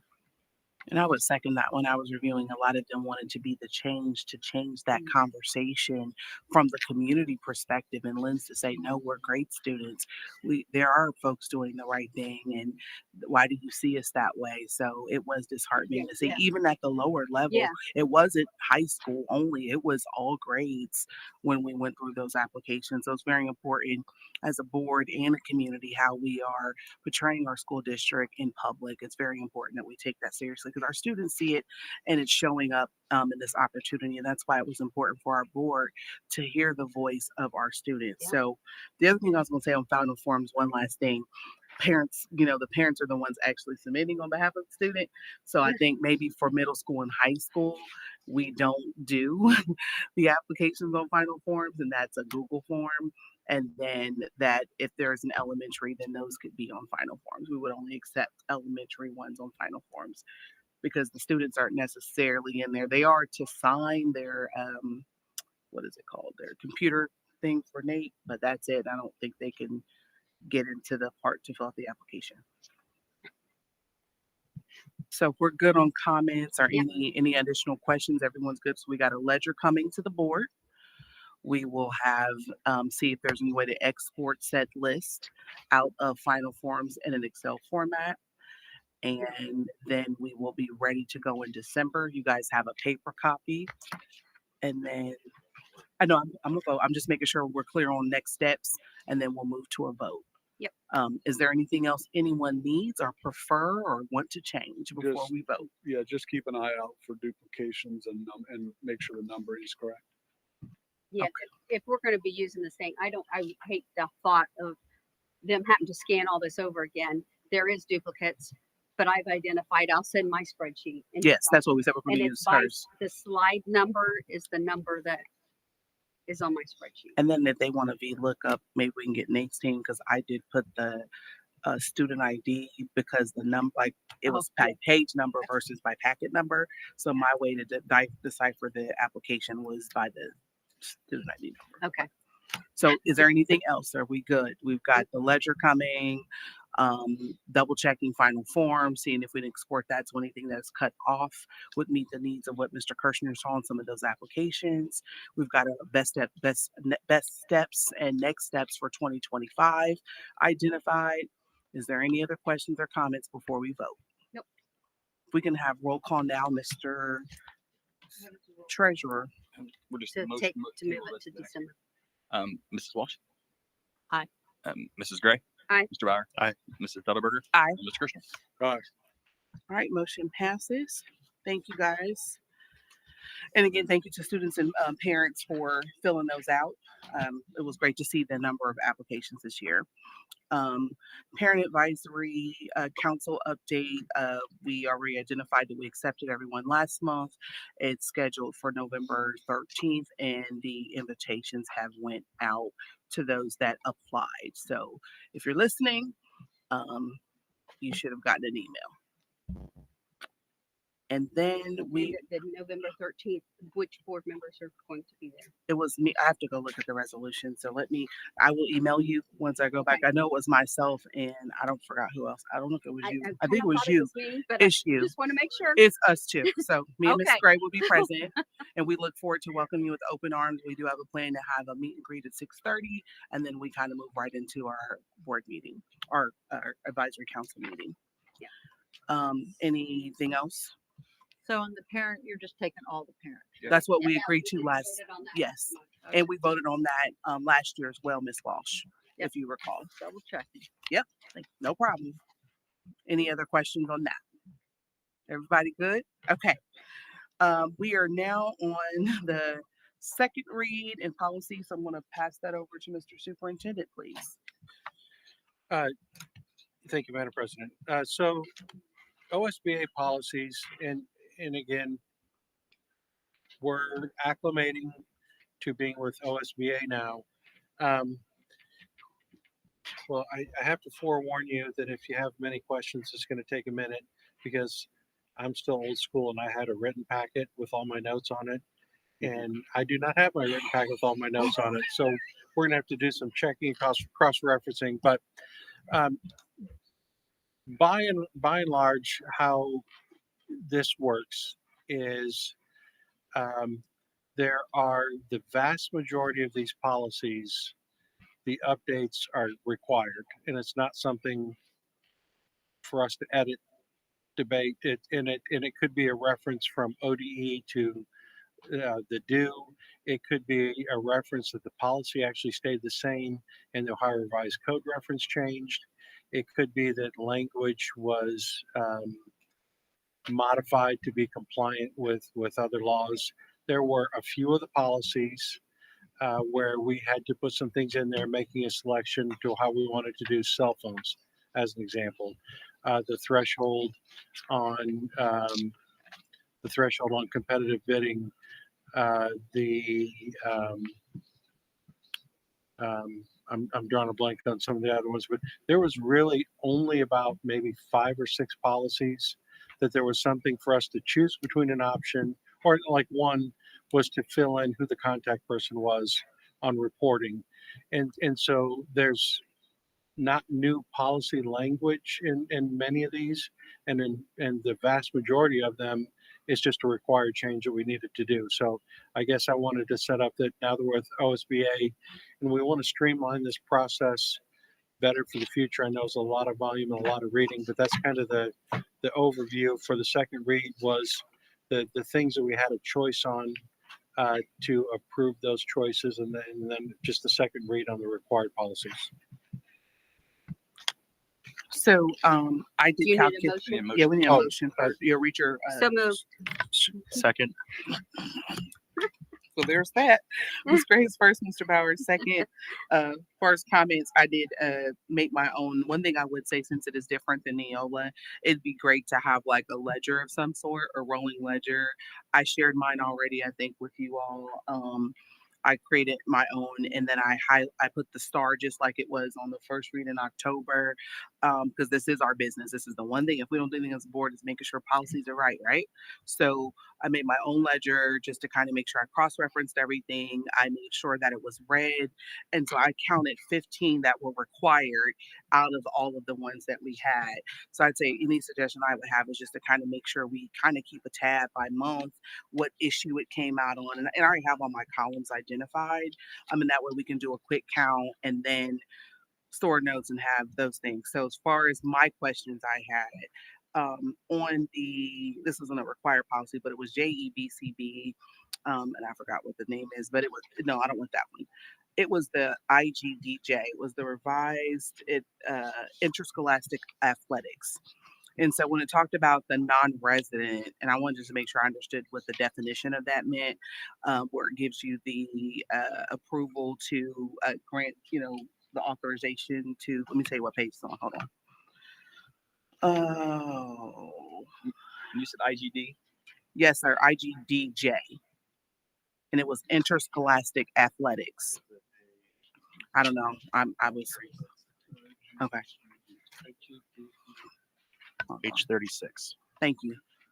Board Member Bowers says page 36. Say that again, please. Page 36 in the policies. And it would be the second page of the policy. So it starts talking about non-resident students may be authorized by the superintendent to participate. So what's the definition of that? Is that someone who may have like had an address and it changed mid-year and then you authorize them to stay? Like, what does that mean from a non-resident perspective? Like, what is the definition of non-resident? I just want to make sure I was clear on that.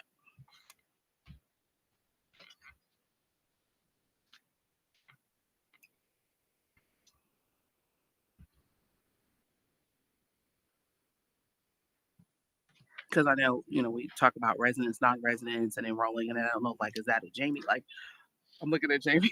Like, is that if I'm looking too far into, you know what I mean? It's not a big deal. I just wanted to make sure because it says may be authorized by a superintendent to participate in interscholastic athletic program offered by a school of the district if the student is home educated. So, or a student attending a non-public community. So I just didn't. So I think we had it before. We had this discussion when we were first looking at this, Yeah. and it was because of the homeschool, And then and if the district that they lived in did not have the extracurricular or that extracurricular, what is it called? interscholastic, yes. Then that allowed them to be a part of ours, to be in it. So Okay. they could be a non-resident, and if their residency does not have that, then they could come to us, as long as the superintendent approved it. If they're adjacent to our district. Okay. Yeah. And if you look on page like 37, talks about the note and talks about how where that's the changes because of House Bill 147 and also House Bill and then go back Okay. to House Bill 59. So that's the good thing about these is if you look at the notes, it'll say what House Bill. Yeah, but I still wasn't understanding what they meant by not. Like I saw that part. I think it was more so the definition and what the policy identified as a non-resident. So thank you. So if someone, for instance, is in Canal Winchester School District, they're homeschooled, they want to do bowling. Canal doesn't offer bowling. They could come over here if we're offering bowling. Or be considered. Okay, got it. Thank you for Yeah, the. and it would be up to the superintendent to allow that to happen. And I'm good then. Sorry. That's why I got my little ledger here. It's going down, Mr. James. It's going down. We did have that discussion. Did anyone else have any other? I know you had one, Libby.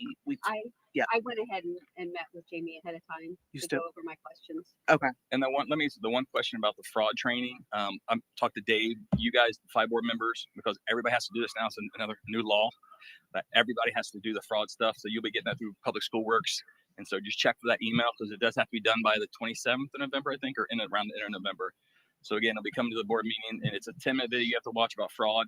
And then once you get that, you'll get a certificate. But Ohio Public School Works will get the certificate to Dave. So you guys don't need to do anything, but you guys do need to do that training. And again, So it will be coming by email. by email. Yep. By email. Dave's working on it right now with Ohio Public School Works. And it's an electronic course. There's no like a paper or anything, Nope. right? It's electronic Okay, so- course. And okay. you can't fast forward through it. Okay. Do you get tested? Is there an exam, post-exam? Okay. And then I guess the last thing would be then if you could maybe, I would like to challenge our board to try to be done by the 15th because the 27th is pushing it with the holiday. And let's look at trying to be done by the 15th so we're not trying to track down anyone or you're not stressed out or missed it because of something else.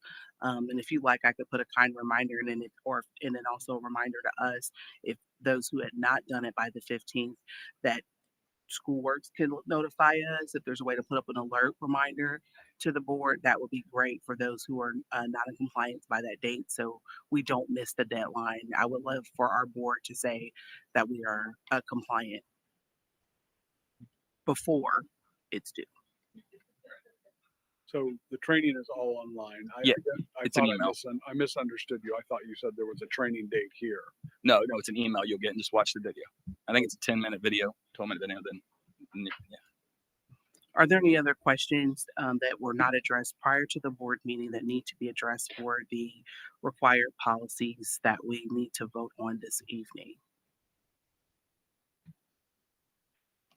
I had one more though, if no one else does, and it wasn't a big deal. And I think it was more so for you, Adam, policy DM, and it deals with like the cash or something like that. Let me tell you what page. Give me a minute. Why I was asking, because we're in our second year of the educational trust, so put that back out there. We have our annual golf outing, so I don't know what page this is, but it's right after. I can't see page numbers, so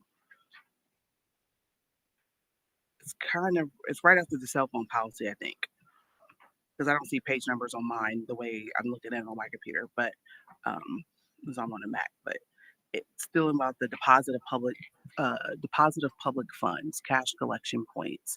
So my question was, does this automatically include our educational trust, or do we need to mention the trust in this policy, add that in? Are we allowed to add it in, or do we need to just kind of create a separate policy around the trust? I'm trying to find it. If I remember right, this is just about ticket prices and having. This is more about ticket prices and also having cash deposit things with the educational trust will be like any other event we have, like a football game or anything. Right, but we do like the golf out. It's So about that, segregation, dudes. I just can't find it right now. it is, but I just didn't know Where if are that you looking? Because I'm lost. Here. it was policy DM. Thanks, Libby. What page is that? It's right after the tech. So it's all dealing with school. I guess I was looking at it as events. We do have the golf outing, and that's an event. If I'm remembering correctly, DM is about, because there was, after COVID, there were a lot of schools that went cashless and did not accept anything but prepaid or Correct. online. And this is about, it's mandatory that a school event, you have to also be willing to accept cash. Accept cash. That doesn't mean that you can't do other payment options, but you have to be willing to accept cash. Correct. So right, and that's what the green of this is. The only change is just the green where it talks about that. Yep. Right. I was just when looking at it, just thought I asked about the golf out, like any ed trust things that we do and collecting money. Would that include that? Do we need to add that language in or no? No, It's just all lumps it in. Okay. All lump sum. That's all I have, unless there's any other questions from other board members. Thank you. Just one real quick on page 47 with the AEDs, with the House bill, the new House bill that came out. We're already in compliance with the AEDs, right? Yeah. Yeah. Yes. Okay. And I appreciate the suggestions, but to be honest with you, Ty and Nate were on this from the beginning.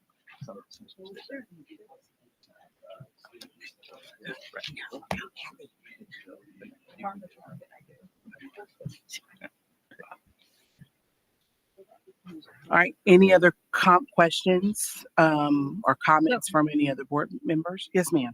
So we're voting to approve all these policies, is what you're saying. But have they been vetted through our policy committee, our board policy committee? We don't have a board policy committee. You Ms. said you Walsh. were going to check with the attorney. We approved one. We have a resolution where we formed one. We don't have a resolution where we disbanded. So we still have a policy committee. I will have to ask legal counsel about that. That was not brought up about a resolution, and we did not recertify that in our organizational meeting this year. I don't recall, but I'll have to go back to those board meeting minutes, and we'll send you an email regarding that. Okay. But from my understanding, thus far this year, we did not. And when we also, again, that May meeting, once we switched everything over officially from Neola, that May meeting, we all agreed and no one said a word. It's also on YouTube. And I say this every time this comes up, Ms. Walsh, about the next steps that we chose to go to. And we agreed then that we would not have a policy committee, that we would maintain our best practice that we had in the past, which was to discuss the policies at the board meeting. And so that is our May or April meeting. I don't have my note in front of me. And that is also on YouTube to close out the in-service when we converted from Neola to OSBA.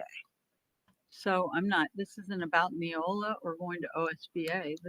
That's not, I don't know why that's part of the discussion. I know we're OSBA. So then I guess that has nothing to do with, so then my when question Mr. to you is when Mr. Kirshner and Mr. Bauer were appointed to the committee, that had already been done. And that was prior the to year before he was even here. that was prior to the final conversion. So I guess my question, if that was a concern at that meeting, and we can move forward because it's already 9:04, but at that time, no one said anything. So I'm just we talk about boardmanship, which is I think is our next item on the agenda, and those type of things, it then seems like it's a gotcha moment. You had an opportunity to speak and you didn't. And so now you keep bringing this up, but we discussed this in depth that day, talked about next steps. Silence was in the room other than, okay, we're okay. No one said anything. So I guess that's kind of where I'm like challenging that, but I will get you an answer, and we'll move on to the next item to vote if there's no other questions. No, Well, things were said, and it's very important that we have the uh, community involved in that process of policy writing, and that we don't add, push that responsibility to someone else. The committee was important. I feel it's an important committee. So that's just my opinion. Yes, and we hear that every board Yep. meeting, and we thank you for that. And we've made it very clear where we were as a board. And at that time, you can laugh, Mr. Kirshner, but no one said anything. So I don't know what else to say when it was an opportunity, when this subject was here before the board and we discussed working together and we talk about you want to do boardmanship. That was the opportunity for us to lay all that out, and nothing was laid out. And then it comes up every single board meeting. But as we didn't do this, but we discussed it that day, and there's nothing, and it is available on YouTube for the public. So at this time, we're going to move forward and have roll Things call. were said. We're by the moving way. forward. I call the question, please. We're moving forward with roll call, Mr. Call the Treasurer. question is not designed to cut off somebody. I don't want to argue. I just want to clarify one thing. Okay. Neola was put in place before I got here.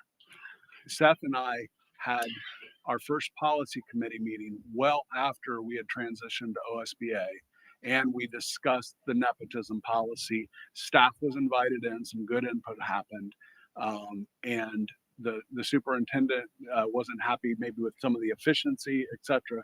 We had that discussion, That's not fair to say, and, Mr. but Kirshner. it had nothing to do with a Neola OSBA transition. I just want to be very clear about that. We were on OSBA. We had our first meeting. I haven't had any success getting another one. I just want to get the timeline out. And I also want to clarify the timeline was also to close it with the final in-service meeting with OSBA, which I vetted through legal counsel. So again, thank you for your timeline, which is exactly what I'm stating. That last meeting was the meeting that was the closeout. And we shared that with all legal counsel, and I vetted that part for sure. So moving forward with roll call. Do you thank have an opinion from legal counsel that Moving you can forward share with with roll the board? call. Thank you, Mr. Treasurer. If we can have roll call, please. Mrs. Walsh, No. Mrs. Gray, Aye. Mr. Bauer, Aye. Ms. Dutterberger, Aye. and Mr. Kirshner. Could you please clarify the vote? Are we approving this policy right now? Yes. Yes. Aye. All right, motion passes. All right, on to the next item, which is our music program. So, Mr. Kirshner, it was one of the items that you had shared that you wanted to have added to the as a discussion item.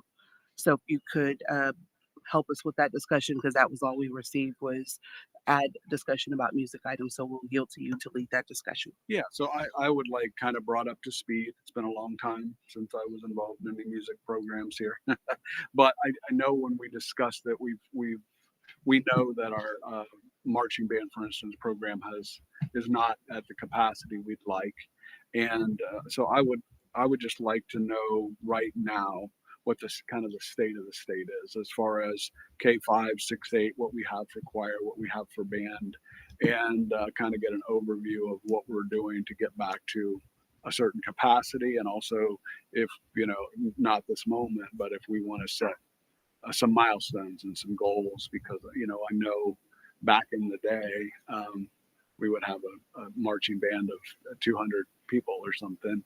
And it's not unusual for a school district our size to have 25% participation and have or whatever, 20, have a pretty good sized band, right? So, but also I just want to kind of know where we are with the choir programs, if we're doing them at the elementary, how we're seating up, how we're encouraging band participation at the middle schools, identifying students, getting them engaged. I just kind of want with the shrinking and the shrinkage of the marching band after some of the events that have happened. I'm not sure what all the driving forces were, but with it coming down, I just want to have a discussion about how we get it back to more of a thriving number, let's say. So can you provide, so you're requesting for a presentation, so it wasn't a discussion with us, it was you want to request? Well, I think you can help me maybe with some background because I don't even know where we're at right now. So if you want to do that, or we can.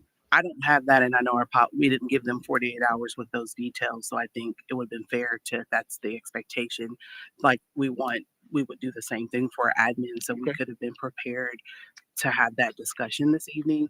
So if you want to send that over, those details that you're speaking of, Right. and then that gives our superintendent an opportunity to get with the appropriate parties, then to provide you and answer those questions specifically, unless I know our board vice president may have some information as a parent with a student in the band. Yeah, I was just gonna say, as a parent, I've gotten to see this past year. As a parent, sorry, can you hear me? So as a parent, I've gotten to see this past year. My son's in the middle school North band, and this entire football season, the 8th grade has been invited to attend the high school games with the high school band. So that's been really good. It's been a great feeder program. They're doing a tremendous job. The kids are making friends with the high schoolers. They're able to kind of see the high school before they go in at 9th grade. So I just, a little tidbit there of what I've seen personally. So. Okay. So then we'll try to see if that's something we can get done in December or January, maybe March, just depending on what's board business that needs to be addressed first, and then we'll go from there. Okay. All right. All right, so we make sure we got that on there. And then the last piece, we had a conversation about last meeting when we all talked about boardmanship. Well, some members talked about boardmanship and board diversity training. So at a minimum for me, if I can just collect dates for that. And I would also speak to that if we're doing one, we should definitely do both, and the importance of understanding the diversity piece, because you have to understand the people you serve with, then move to boardmanship. But I'll yield to anyone else who has comments on these two topics, since this was the ask, and then I'll be asking for dates for December, January, February. Are we talking about OSBA training? For boardmanship, yes. Yes, Okay. ma'am. I believe that was the ask, correct? I think it was Mr. Kirshner that asked about boardmanship training. Mr. Kirshner, you asked about Do we boardmanship. have an idea of when you talk about dates? Do we have an idea of what this program is? In other words, how many evenings or how many? It's one, and it will be like a full board meeting, like a 2 to 3 hour block, I believe is what I was informed. So if I recall correctly. So it'd be a work session, special meeting, just dedicated to that. And do we have dates that are available, or do we need to coordinate that? That's why I'm asking you for dates so I can share with them.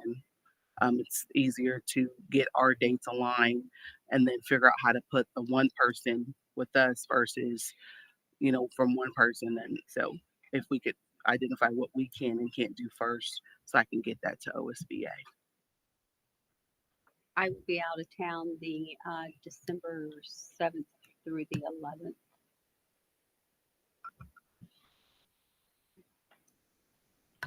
Maybe January's best. Get through the holidays. That's fine. Any other comments from those that requested the training?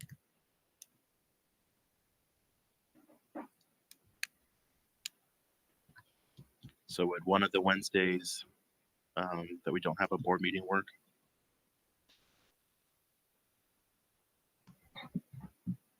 Yeah.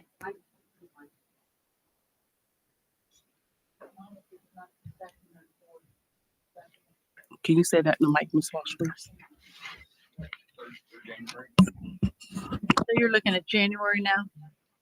It was suggested because Well, Wednesdays and Thursdays are not good days for me because that's the one day I work. So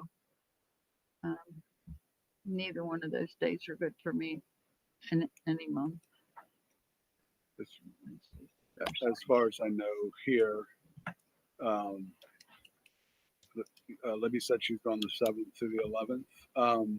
So the first week of December works for me, second, third, or fourth, or 16th, 17th, or 18th of December. 2nd, 3rd, or 4th, 16th, 17th, or 18th. So are we not waiting till after the holidays? Are we still trying to do it before then? Because when it was asked about surpassing holidays, no one said anything. So we start looking at January, and now we're That's speaking fine. of December again. So I just want to make sure I'm clear on what we're looking at as far as dates.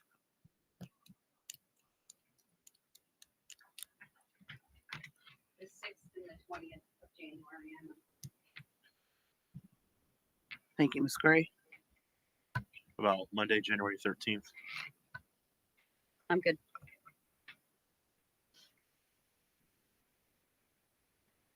I'm sorry, I'm writing out. January 15th.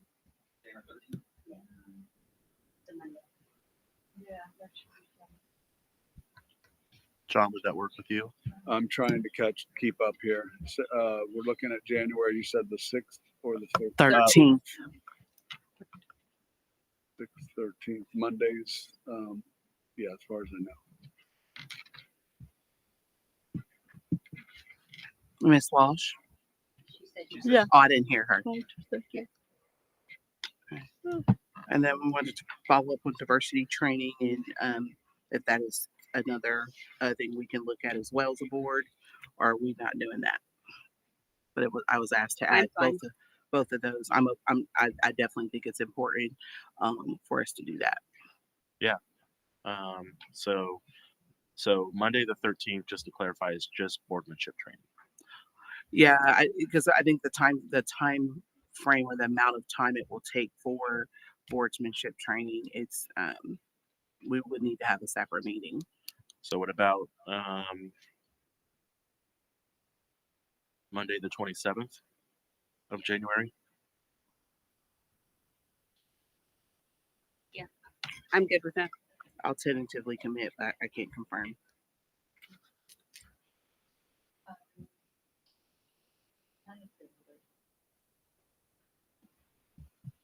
I'm sorry. I can only say tentatively for the 27th because I think we have a trip planned.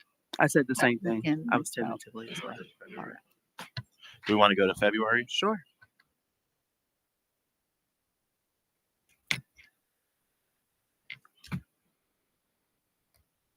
And if we're all also open with the dates that we do establish, if I need to shuffle those, would it be okay to shuffle which one is which based off of that now that we've solidified our dates? Is that okay with the team? Yeah. Okay, thank you. Anyone have an objection? To what date? It was, I asked that with the two dates or tentative dates we have, the 13th or the 27th of January, that with the presenters, depending on their availability, would it be okay to shuffle that? And I wanted to make sure that was not an issue with any of the board colleagues this evening. That's fine. Perfect. So I can't commit to the 27th. But Okay. I will let you know tomorrow. Okay. If you could just shoot me an email, I appreciate it. I will call you. Or I'll send you an email, one of the two. Yeah, that would be best. The email, please. And okay, so we're looking at January 27th. Yes. Okay, got it. We're not. She said she's not available. Correct, Miss? No, she's gonna let you know. Got it. So board diversity training, boardmanship training, we're good. Everybody's agreeing, and we're going to figure out the final date. Can I get one more date in the event that doesn't work for you, Miss Walsh? So we have 3 dates to work with, and I don't have to bring this back again or canvass the board separately. The 6th and the 13th I know are good. I'm just not Of 100% sure February? about the 27th. Are you talking about of January? Yeah, in January. Okay. Yeah.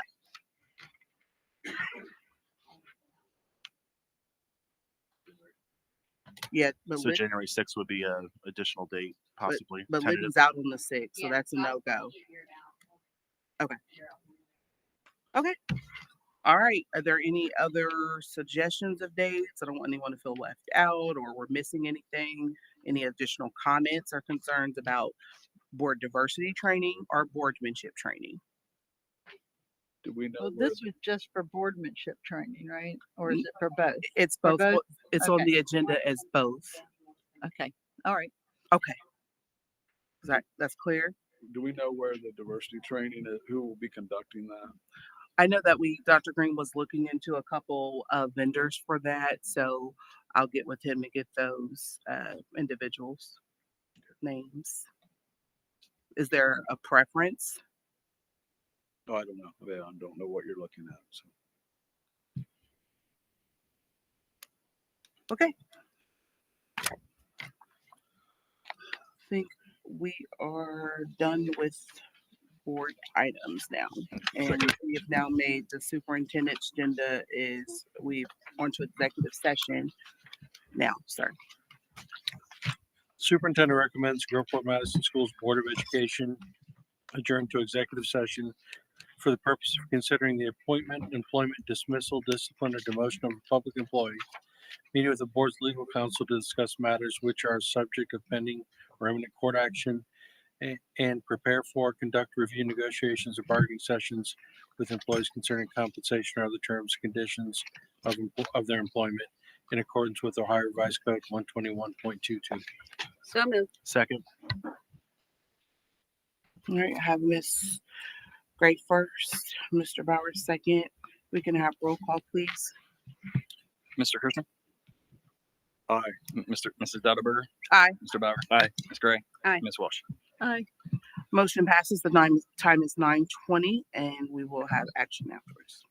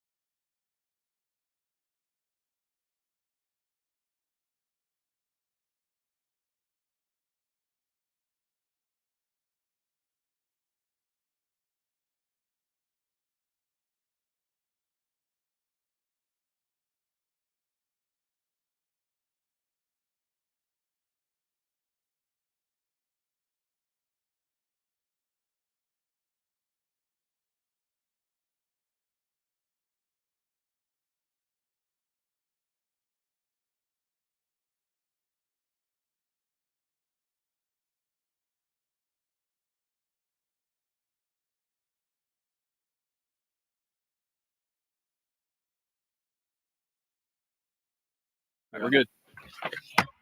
The time is 9:50. We have reconvened from executive session. Back to you, Mr. Superintendent, for your agenda. All right, thank you, Madam President.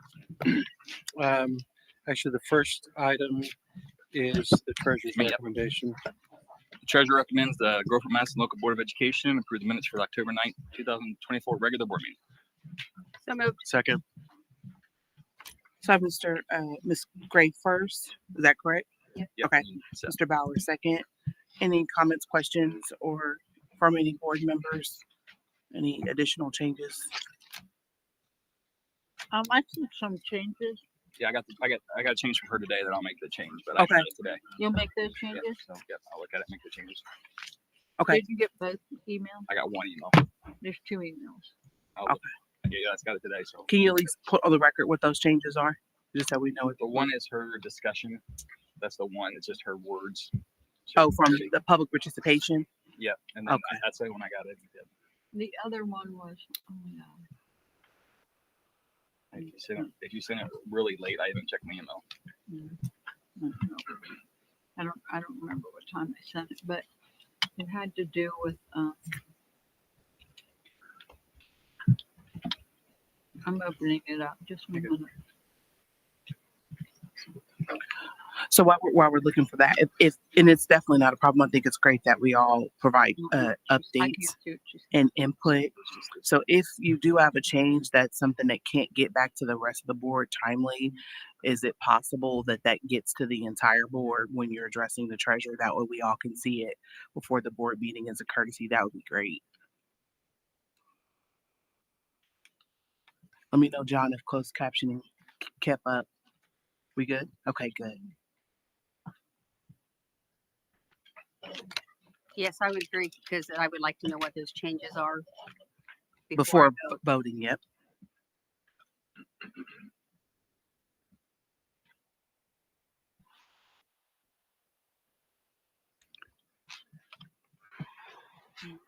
They won't, I couldn't, I'm reading this and I couldn't, sorry, I didn't hear what you guys were saying or read what you were saying. So what I 'cause asked was, looking for Adam's email. yeah, I said thank you for any updates or changes from any board member. And in the future, if there is a change that a board member is submitting, especially right before the board meeting, please ensure you include the board so we all know what that change is, so we can know what we're voting for. And the second one she sent was a 526. I haven't checked. I haven't seen that one yet. Okay. Yeah, and I know our board policy talks about 48 hours. So, I'll forward these to you, all of them to you. yeah. But with us having the new requirement with policy and 48 hours notice, if we could try to be close to that, that would be great for all colleagues, please. Yeah, I didn't get these done. If I don't get them only 48 hours ahead, I can't make the changes and read through all the documents and then send them 48 hours ahead. That doesn't work like that. Yeah, no, I'm sorry. Yeah, yeah. I guess with the preference of mail, however, it is available on board docs. Or mail to us, email to us. Yes, it's also emailed to us, but I know everyone doesn't have the provision for that.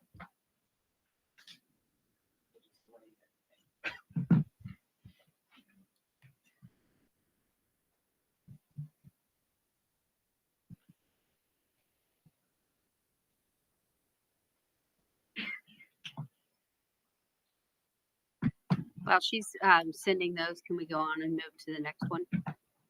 Are we able to do that? I don't know. I don't. Let me look at Robert's Rules of Order. I don't see why we could not. But 1 second.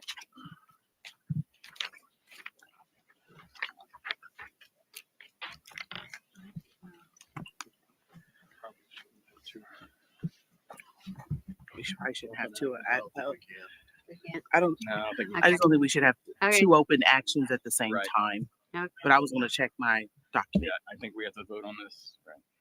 Does anyone have any objections to whatever changes she's recommending, or you? We don't We have don't the know what they changes to are. look at, so we weren't included. And I know that she shared not getting them. You know, she doesn't get it because of the request that some board members want it mailed, even though we do get it on Friday electronically. So just kind of delays things. So we'll try to, do the best we can with what we have. Nope, I didn't get them on Friday.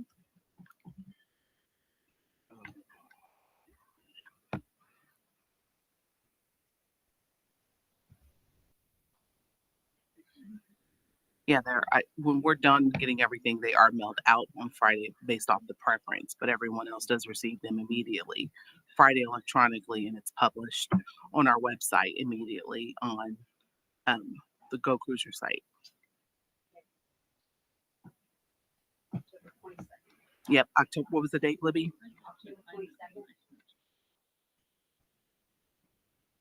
And I don't have an email yet. Should I have one, Miss Walsh, now? She's looking. Okay.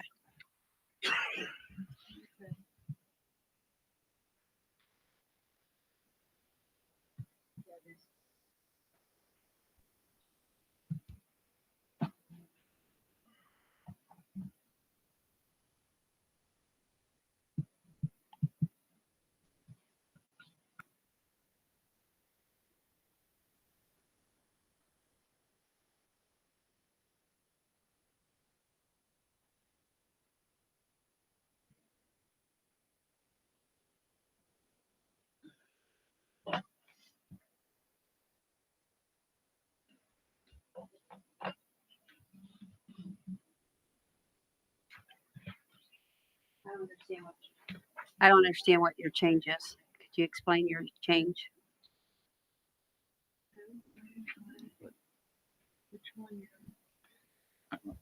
Which one don't you understand? Which one So don't you I understand? think I just pulled it up, so I got that too. I think what she's saying is just discussion is missing for the first one, and they were present, but then we postponed it anyways. The one, if I remember right, the first one, and the second one, K, I think she said just this again. This discussion is missing.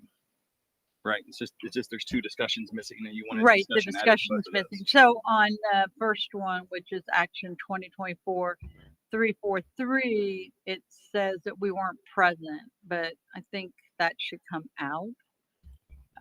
And Seth abstained because actually we didn't take a vote on that. Correct. We postponed, we made a motion to postpone, and then we postponed it. Correct. So that's what follows. And then, so that part should come out probably, the not present. And there is also no discussion. The discussion on that whole KGR discussion is not there. And then on K, the settlement agreement, the discussion that I stated that I was voting no on that settlement as because of the language as is condition for the buses.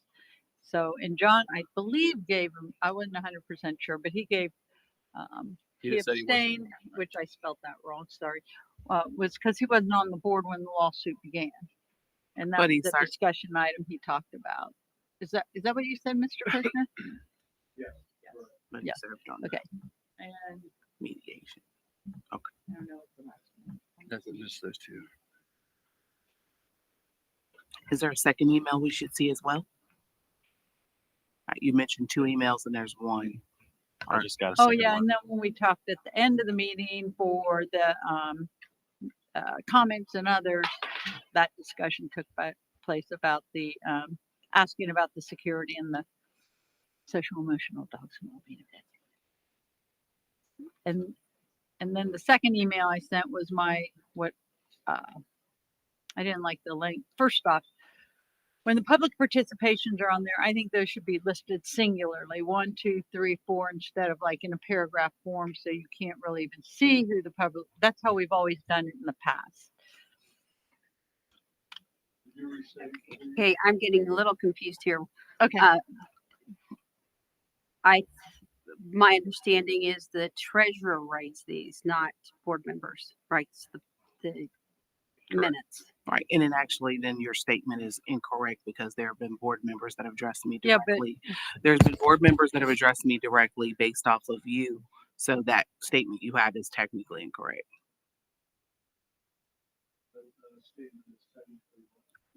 Incorrect. What do you mean incorrect?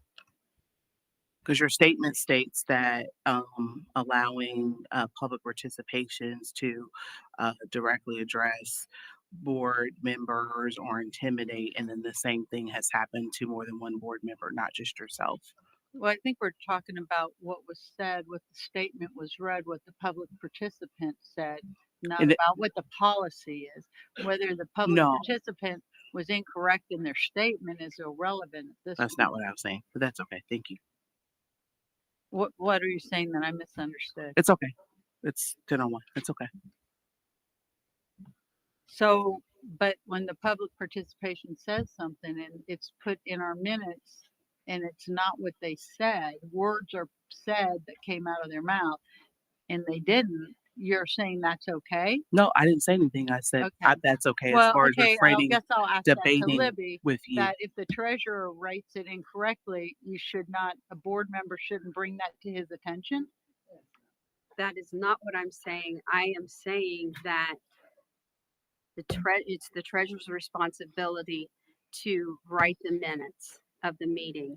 It's not a dissertation. It's not a word for word, everything that is said in a meeting. If that was the case, then every single dialogue from every single member and community member and presentation would be included.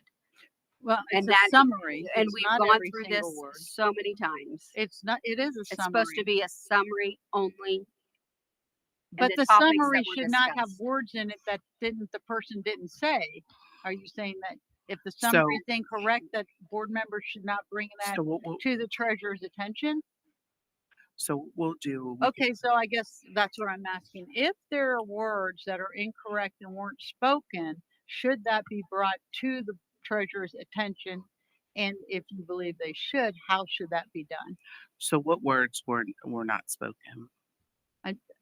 I'd appreciate an answer to the question first. If words are incorrect, I and just then wanted- I will tell you what words. Well, I mean, you know, you can are you talking We about know what the- you're trying to do, and it's exactly. Just, yeah. It's a What? bait. I'm not going to play your game. Yep. What am I invading, trying to do? Which you always do. What? So we're gonna move on. Boardmanship is Just not share- being held right now. Oh well, a boardmanship has not been held Right, since you guys it's have been not. on the board, to be That's very fine. clear. But moving forward, if you could explain what your changes are, so we can vote appropriately and move forward from this motion, as we have several other items on our agenda to take care of our students and families in our district this evening. sent So you what are your email with the changes changes. specifically? It doesn't say, it just shows, here's a summary of what you would like to be used, which was your personal request at 3:27 p.m. today. Okay, I'll tell you what it says. It's ridiculous. It is.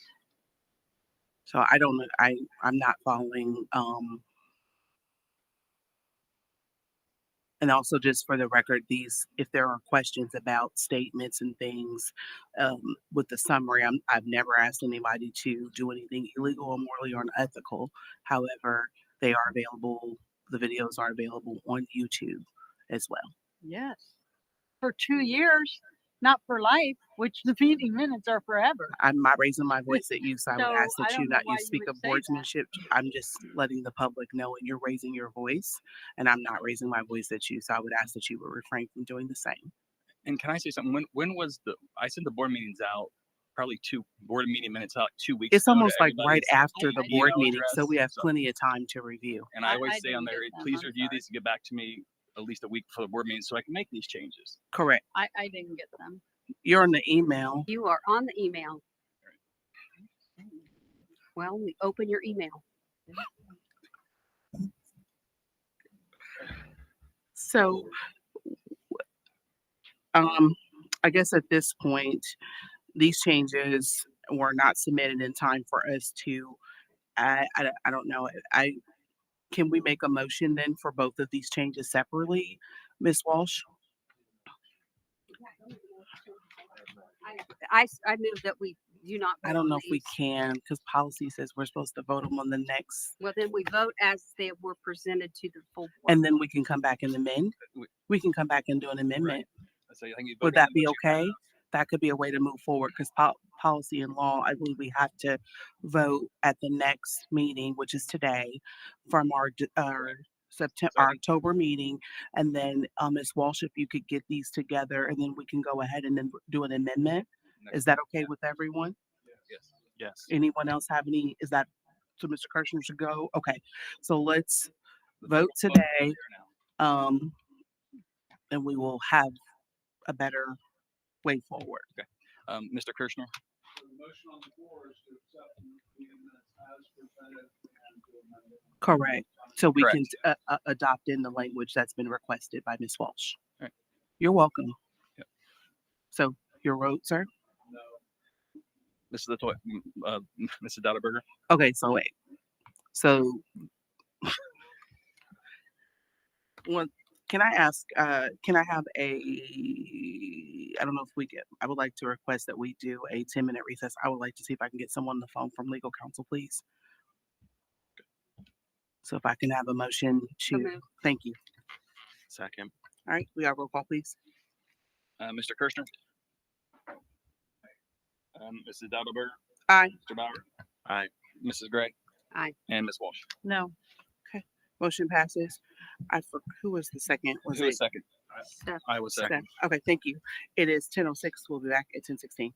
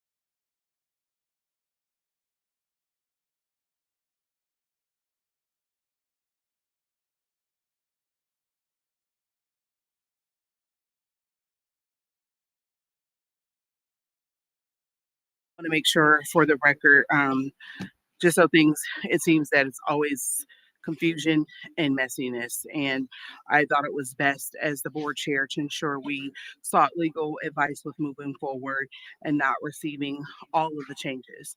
So what I'm going to recommend and ask that we vote upon, that for the 2024343, we do know that board members were present, so we'll make sure that that is correct. And that is what we'll add to vote on. And then any other additional changes, and make sure that postponement that was in there, that is what we're going to vote on tonight. So those will be the two changes that'll be adopted. And then anything else that was provided can be later at a later date. So we're voting on the board meeting minutes to include the correction of the action item 2024-343 that ensures that the board members that were present to vote, and the postponement of the school use policy, which I believe is KG-R. So those two things will be added in for correction, and then we can vote from that point. I do appreciate your patience, but it's important for transparency and ensure we're accurate so we're not being accused of doing something inappropriate, that we seek legal counsel and that we stay in the confines of the Ohio Revised Code. Is there any questions from any board members on what I stated? I made sure I spoke slowly to ensure closed captioning caught up what was needed. If I need to repeat, I do not mind. Point of order, we are now voting on the amended. Can you please turn on your mic, please? Thank you. Point of order, we are now voting on an amended motion to accept the minutes with the changes you just described. Correct. Thank you. I so move. Second. All right, John is first, and then second Seth. Correct. And those changes were for the 2024-344. And 343 and 344. 343 and 344. What about the 2024-356? That's not my motion.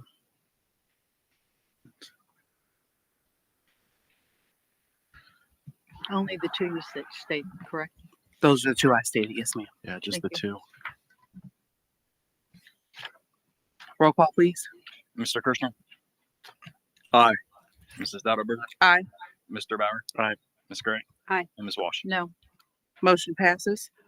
Now voting on the meeting minutes with those corrections. And again, as always, if there's anything else we find, any board member can bring back or suggest any amendments so we can make those changes to make our records whole. If we could have roll call, Mr. Treasurer. Mrs. Walsh, No. Mrs. Gray. Aye. Mr. Bauer. Aye. Mrs. Dauterberger. Aye. And Mr. Kirschner. Point of order. Could you explain? What are we voting on now? We voted on the amendment, Yeah. and now we're voting on the minutes with the amendment, Okay. those corrections. Aye. Motion passes. On to the next item, Mr. Superintendent. Superintendent recommends the Groveport Madison Schools Board of Education approve the following certificated personnel items as outlined on the attachment. So moved. Second. I have Ms. Gray first, Mr. Bauer second. Any additional comments, Mr. Superintendent, before I turn it over? We're good? Any comments or questions from the board?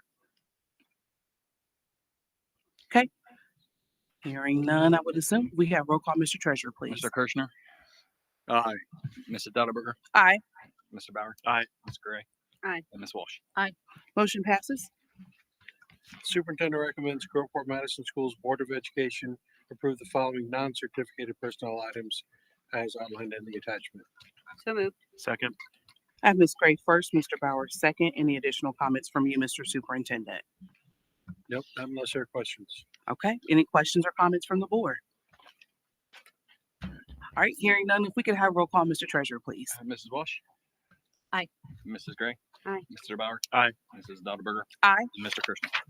Aye. Motion passes. Superintendent recommends the Groveport Madison Schools Board of Education approve the following special ed contracts. H. Scott Lockett, Ben Nevis Consulting for and 2 for Reach Education Services. So moved. Second. I have Ms. Gray first, Mr. Bowers second. Any additional comments from you, Mr. Superintendent? No, I think they're pretty self-explanatory. Any questions or comments from the board at this time? Okay, hearing none, if we can have roll call, Mr. Treasurer. Mr. Kirschner. Aye. Mrs. Dauterberger. Aye. Mr. Bauer. Abstain. Mrs. Gray. Aye. And Miss Walsh. Motion passes. Okay, we have a couple reports. I've asked for the very expedited version of these reports. First, we have business services, but I'm actually gonna have Terry go first as part of the business services report.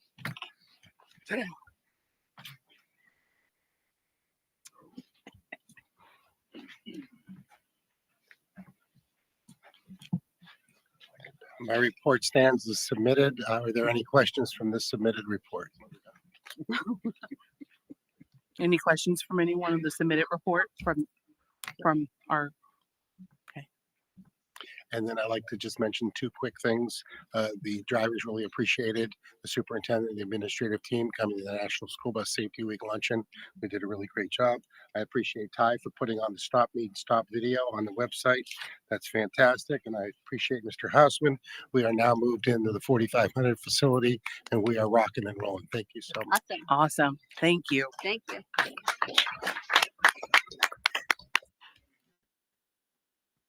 Mr. Hausman? Take a deep breath. When you're out of air, you're done. Okay, I will be very brief. As far as playgrounds go, we've ordered a new slide for the one that was brought up at the last board meeting for Groveport Elementary. The playground platforms have been recoded with a rubberized coating, and some of the other items that were on 4 to 6 to 8 week lead time should be arriving very soon. We are still waiting on them. But we are checking the playgrounds regularly.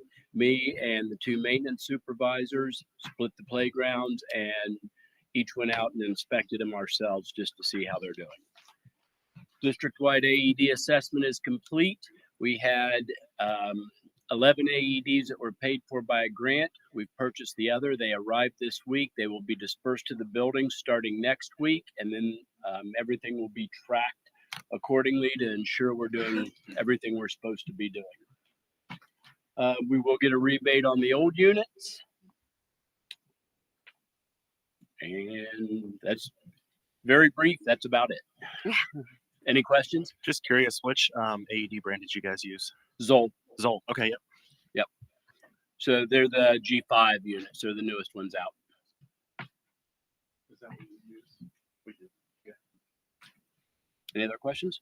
Just the track is, so this is a complete redoing of the high school track, or what is? Yeah, it'll be taking up the track surface that's going around it now. Well, once that's up, we'll make sure that the asphalt base is sufficient, and then it'll be putting down new track surface, and then also working with the athletic director and the track coaches on changes that may need to be made to any of the like long jump, shot put, those type of areas also. So we're working with them on it. So. And how long do that surface usually last? You should put a structural spray back down on the track every 5 years to maintain it properly.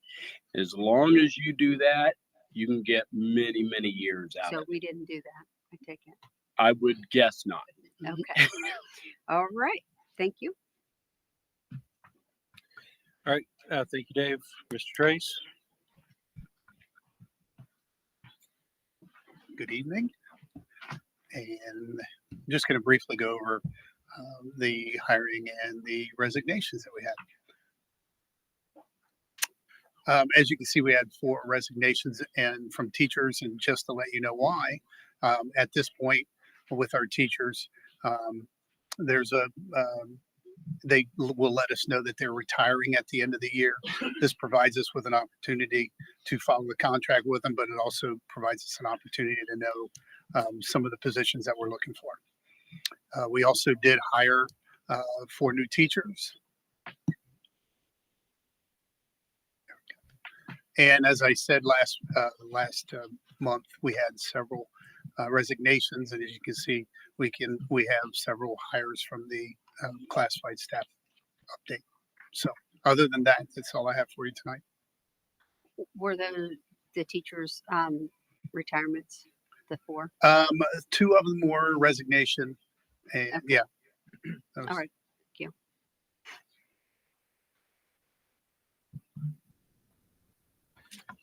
Thank you, Mr. Trace.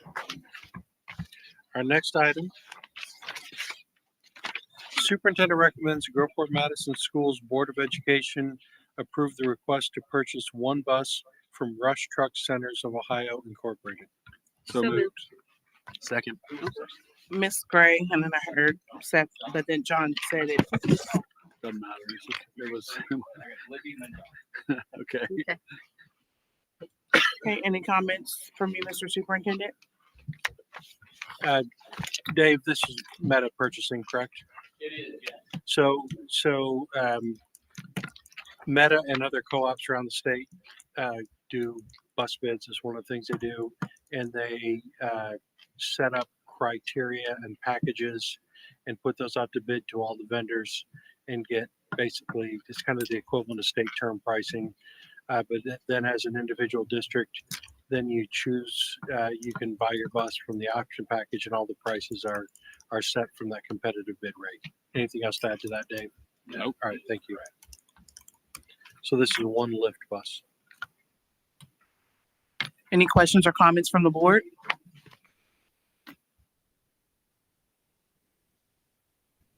Okay, hearing none, we can have roll call, Mr. Treasurer. Mr. Kirschner. Aye. Mrs. Dauterberger. Aye. Mr. Bauer. Aye. Mrs. Gray. Aye. And Ms. Walsh. Aye. Motion passes. The superintendent recommends the Groveport Madison Schools Board of Education approve the GMHS cheer team trips for January and March 2025 as indicated on the attached So form. moved. Second. Got John and then Mr. Bauer. Unless you have any questions, I think the requests themselves spell everything out. Okay, if there's no questions, we can move to roll call, Mr. Treasurer. Mrs. Walsh. Aye. Mrs. Gray. Aye. Mr. Bauer. Aye. Mrs. Dauterberger. Aye. And Mr. Kirschner. Aye. Motion passes.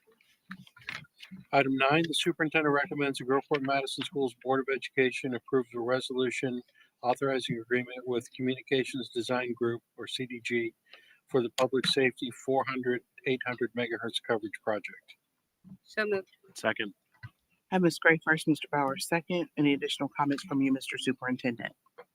This is the last thing we need to do to get permanent occupancy of 4,500. And it was, it came up because we didn't have radio coverage throughout. And to add this in, this resolution, actually, we just got final pricing today. We had original pricing, but because it was part of a project where federal dollars were involved, this request access to approve up to, I think, 50, not to exceed 55,000 because of prevailing wage. I think the final numbers came in at 49 something, but we don't have any choice in the matter. If we want permanent occupancy, we have to do this. Any questions or comments from board members?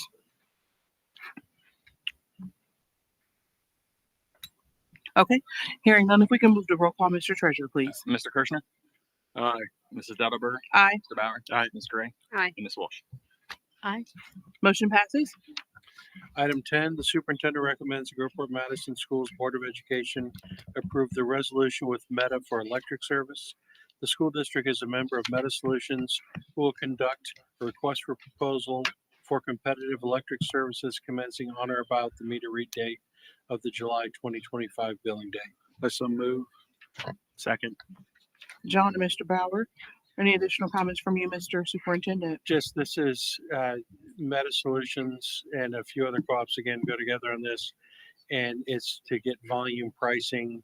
It's us, some other co-ops, Southwestern, Columbus, and these bids have been very favorable to school districts and have saved us a lot of money over time.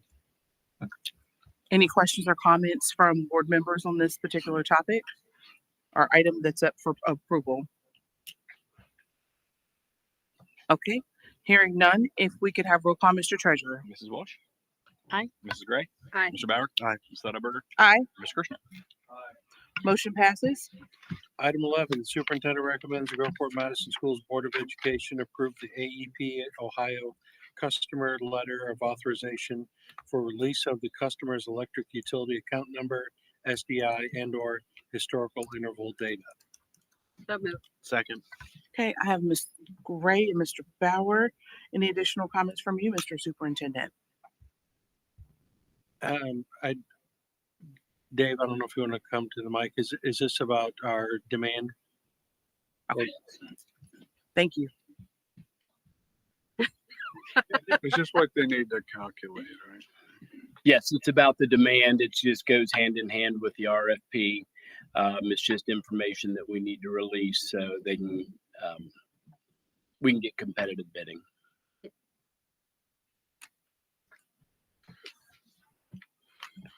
Any comments or questions from board members after that? Okay, then hearing none, if we could have roll call, Mr. Treasurer. Mrs. Walsh? Aye. Mrs. Gray? Aye. Mr. Bauer? Aye. Ms. Littlberger? Aye. Mr. Kirschner? Aye. Motion passes. Item 12, the superintendent recommends the Groveport Madison Schools Board of Education approve the GMLEA memorandum of agreement. So moved. Second. Have Ms. Gray, Mr. Bauer. I believe we had questions already answered, so it's okay to move the roll call, board members? Yep. All right. We have roll call, Mr. Treasurer. Mr. Kirschner?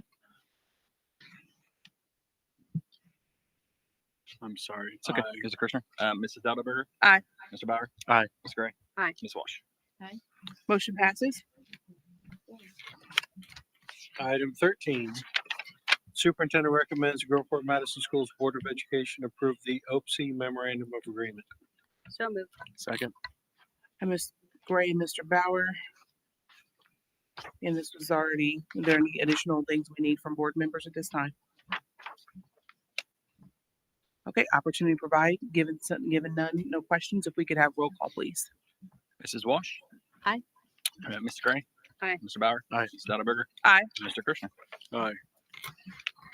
Item 14 is another OPSI memorandum of agreement. Superintendent recommends Groveport Madison Schools Board of Education approve the OPSI memorandum of agreement. So moved. Second. I have Ms. Gray, Ms. Bauer, Mr. Bauer again. Are there any additional things? I think this has already been addressed, but want to make sure I give the opportunity to board members. Okay, hearing none, if we could have roll call, Mr. Treasurer. Mrs. Walsh? Aye. Mrs. Gray? Aye. Mr. Bauer? Aye. Mrs. Littlberger? Aye. And Mr. Kirschner? Aye. Motion passes. Superintendent recommends that the Groveport Madison Schools Board of Education approve the attached job descriptions. So moved. Second. Have Ms. Gray and Mr. Bauer. Any additional comments or explanation from you, Mr. Superintendent? I don't think so. Any questions or comments from the board?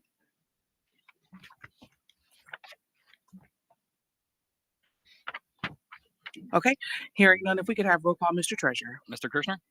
Aye. Mrs. Littlberger? Aye. Mr. Bauer? Aye. Ms. Gray? Aye. And Ms. Walsh? Aye. Motion passes. Item 16, the superintendent recommends that the Groveport Madison Schools Board of Education approve the memorandum of understanding with Lead the Way Learning Academy. So moved. Second. Ms. Gray and Mr. Bauer, any additional comments from you, Mr. Superintendent? How many students is this for? I can answer that. It depends on the number of students that enroll, but we're looking at well over 250 kids right now. So there's not a cap on the number of students. There's not a cap, no. This is, Thank you. and it's a flat fee regardless? Or is it not to exceed? Regardless of how many students that they serve. Right.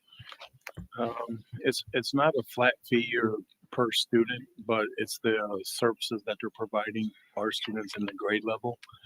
But we are expecting them to serve 250 or more students. Okay, thank you. And this service, correct me if I'm wrong, Mr. Smathers, makes us eligible For for reimbursement. reimbursement. Yes. Yes, we can be reimbursed through our career tech. Thank you. So we actually save money. Yes. Yeah. And I would like It to might end up being free. right. Yeah. And I would like to say that I know that since I've been on the board, I think they came around COVID time. Correct me if I'm wrong, Ms. Gray. And we've had great response from our students and families who've attested to lead the way, being a partner just like United Way has been to help students over the threshold with graduation and being that additional support alongside our educators and administrators. So I definitely wanted to make that comment. At least the time frame I've been on the board, I've seen that. Any additional questions or comments from any other board members at this time? Yeah, I went to a couple presentations at the Lead the Way, and there's a really nice facility, and they were talking about that the students will be going there. Is that going to be taking place this year? They'll be going there. Or, I mean, in the past they've been here. Yeah, we actually have a trip planned for next week. And so will they do that like every week? I'm not sure what the plan going forward, but we have the first trip planned. Okay, great. Thank you. Awesome. If there's no additional comments, which is great, I think that's great that we've all experienced those great experiences. If we could have roll call, Mr. Treasurer. Mrs. Walsh. Aye. Mrs. Gray. Aye. Mr. Bauer. Aye. Mrs. Dutterberger. Aye. And Mr. Kirschner. Aye. Motion passes.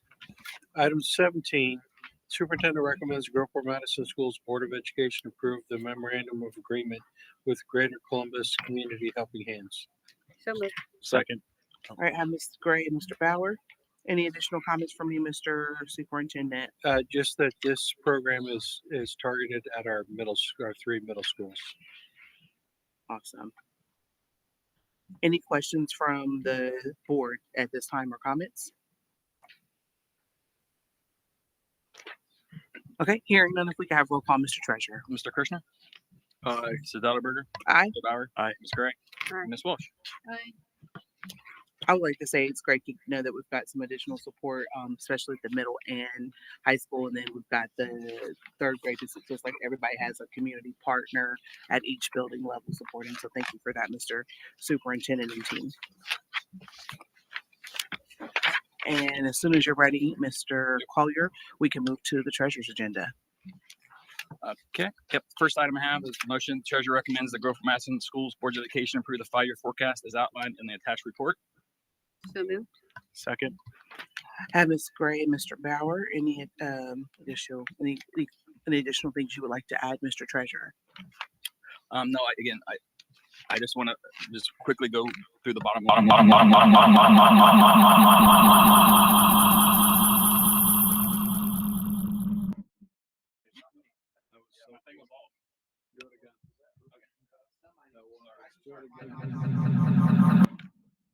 muted right now.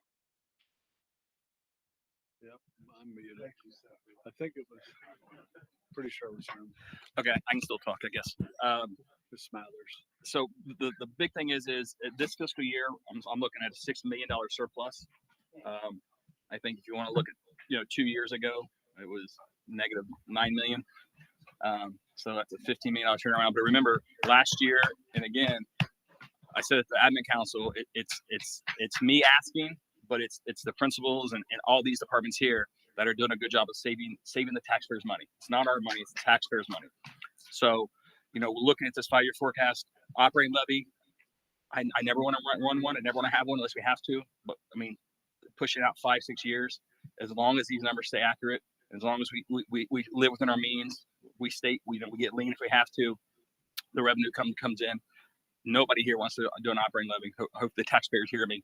But no, I think with what we're looking at, how our numbers, even though I show red in the last 2 columns, I'm fairly conservative, hopefully, with our revenues. So hopefully those will change to the better too. But we're providing everything we need, I think, to our teachers.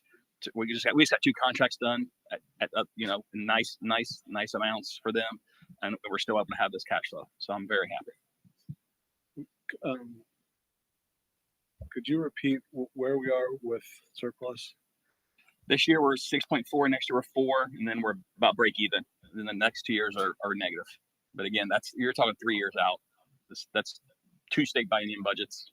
So those are all just kind of guessing years at this point.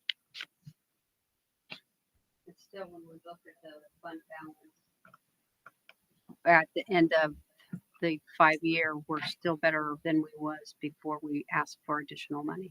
Correct. Yep. Okay, thank you. And remember, we had $5 million of savings last year. Now, only about probably $2 million, $3 million out of that's probably one-time savings, but $2 million of that was every year. So we've saved $5 million last year. This year, we're going to save another the $2 million from last year, and I'm working on my savings update now, and so we'll have more too. So remember how that's key is make the savings early because it compounds. So I mean, after this year, it's about a $7 million savings if you do the 5 from last year and the 2 from this year. So. Thank you for keeping a watchful eye on our expenses. Yes, thank you, Adam. Great job. I know there's questions and our comments made when you got here, but you've done nothing but great work. And you've definitely proven yourself besides some of the comments that were made upon your hire. So I want to make sure I say that publicly, and you've done an amazing job. Thank you. So if there's no additional questions, we can move to roll call, please. Yep. Mr. Kirshner? Mrs. Dadaberger? Aye. Mr. Bauer? Aye. Ms. Gray? Aye. And Ms. Walsh? Aye. Motion passes. And then my treasurer's reports and Nate, I'm trying to share my meeting, but for some reason I don't know why it's not sharing like it used to. So I don't know if you can come up here real fast.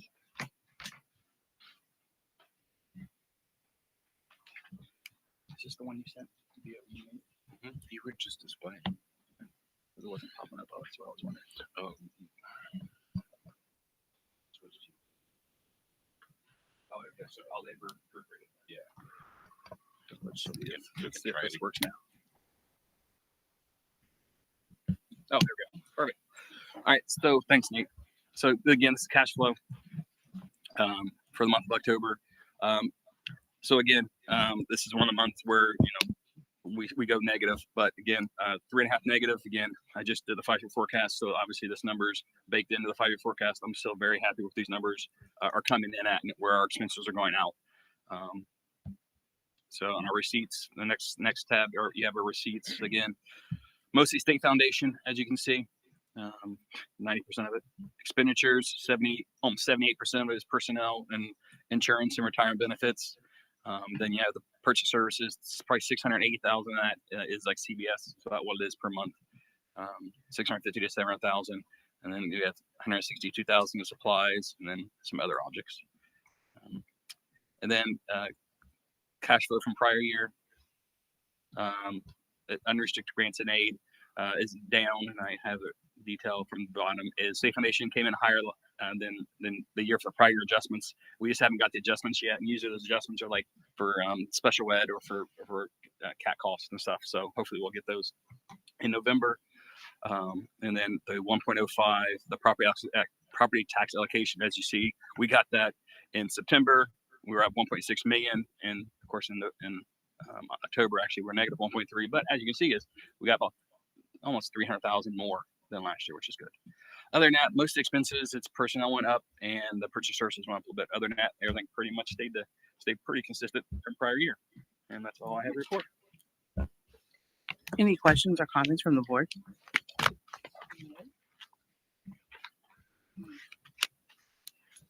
Thank you, Adam. Oh, thank you. And I believe now we're on comments, announcements, and other business. I would like to share just a reminder that the Capitol Conference is this, if I'm not mistaken, this weekend. So that is, you should have received information via email and maybe a card in the mail just reminding you of but your credentials, login information for the app would be in your email. Also, COSBA sent out, our national organization sent out information about their national conference for next year. And it also shared the speakers. So that's in your email. I don't know if I've not received anything via mail for that. So please make sure you do check your email if you're interested in reading any of that material. It is there for you. But again, the OSBA conference is this weekend, starting Sunday, Monday, and Tuesday.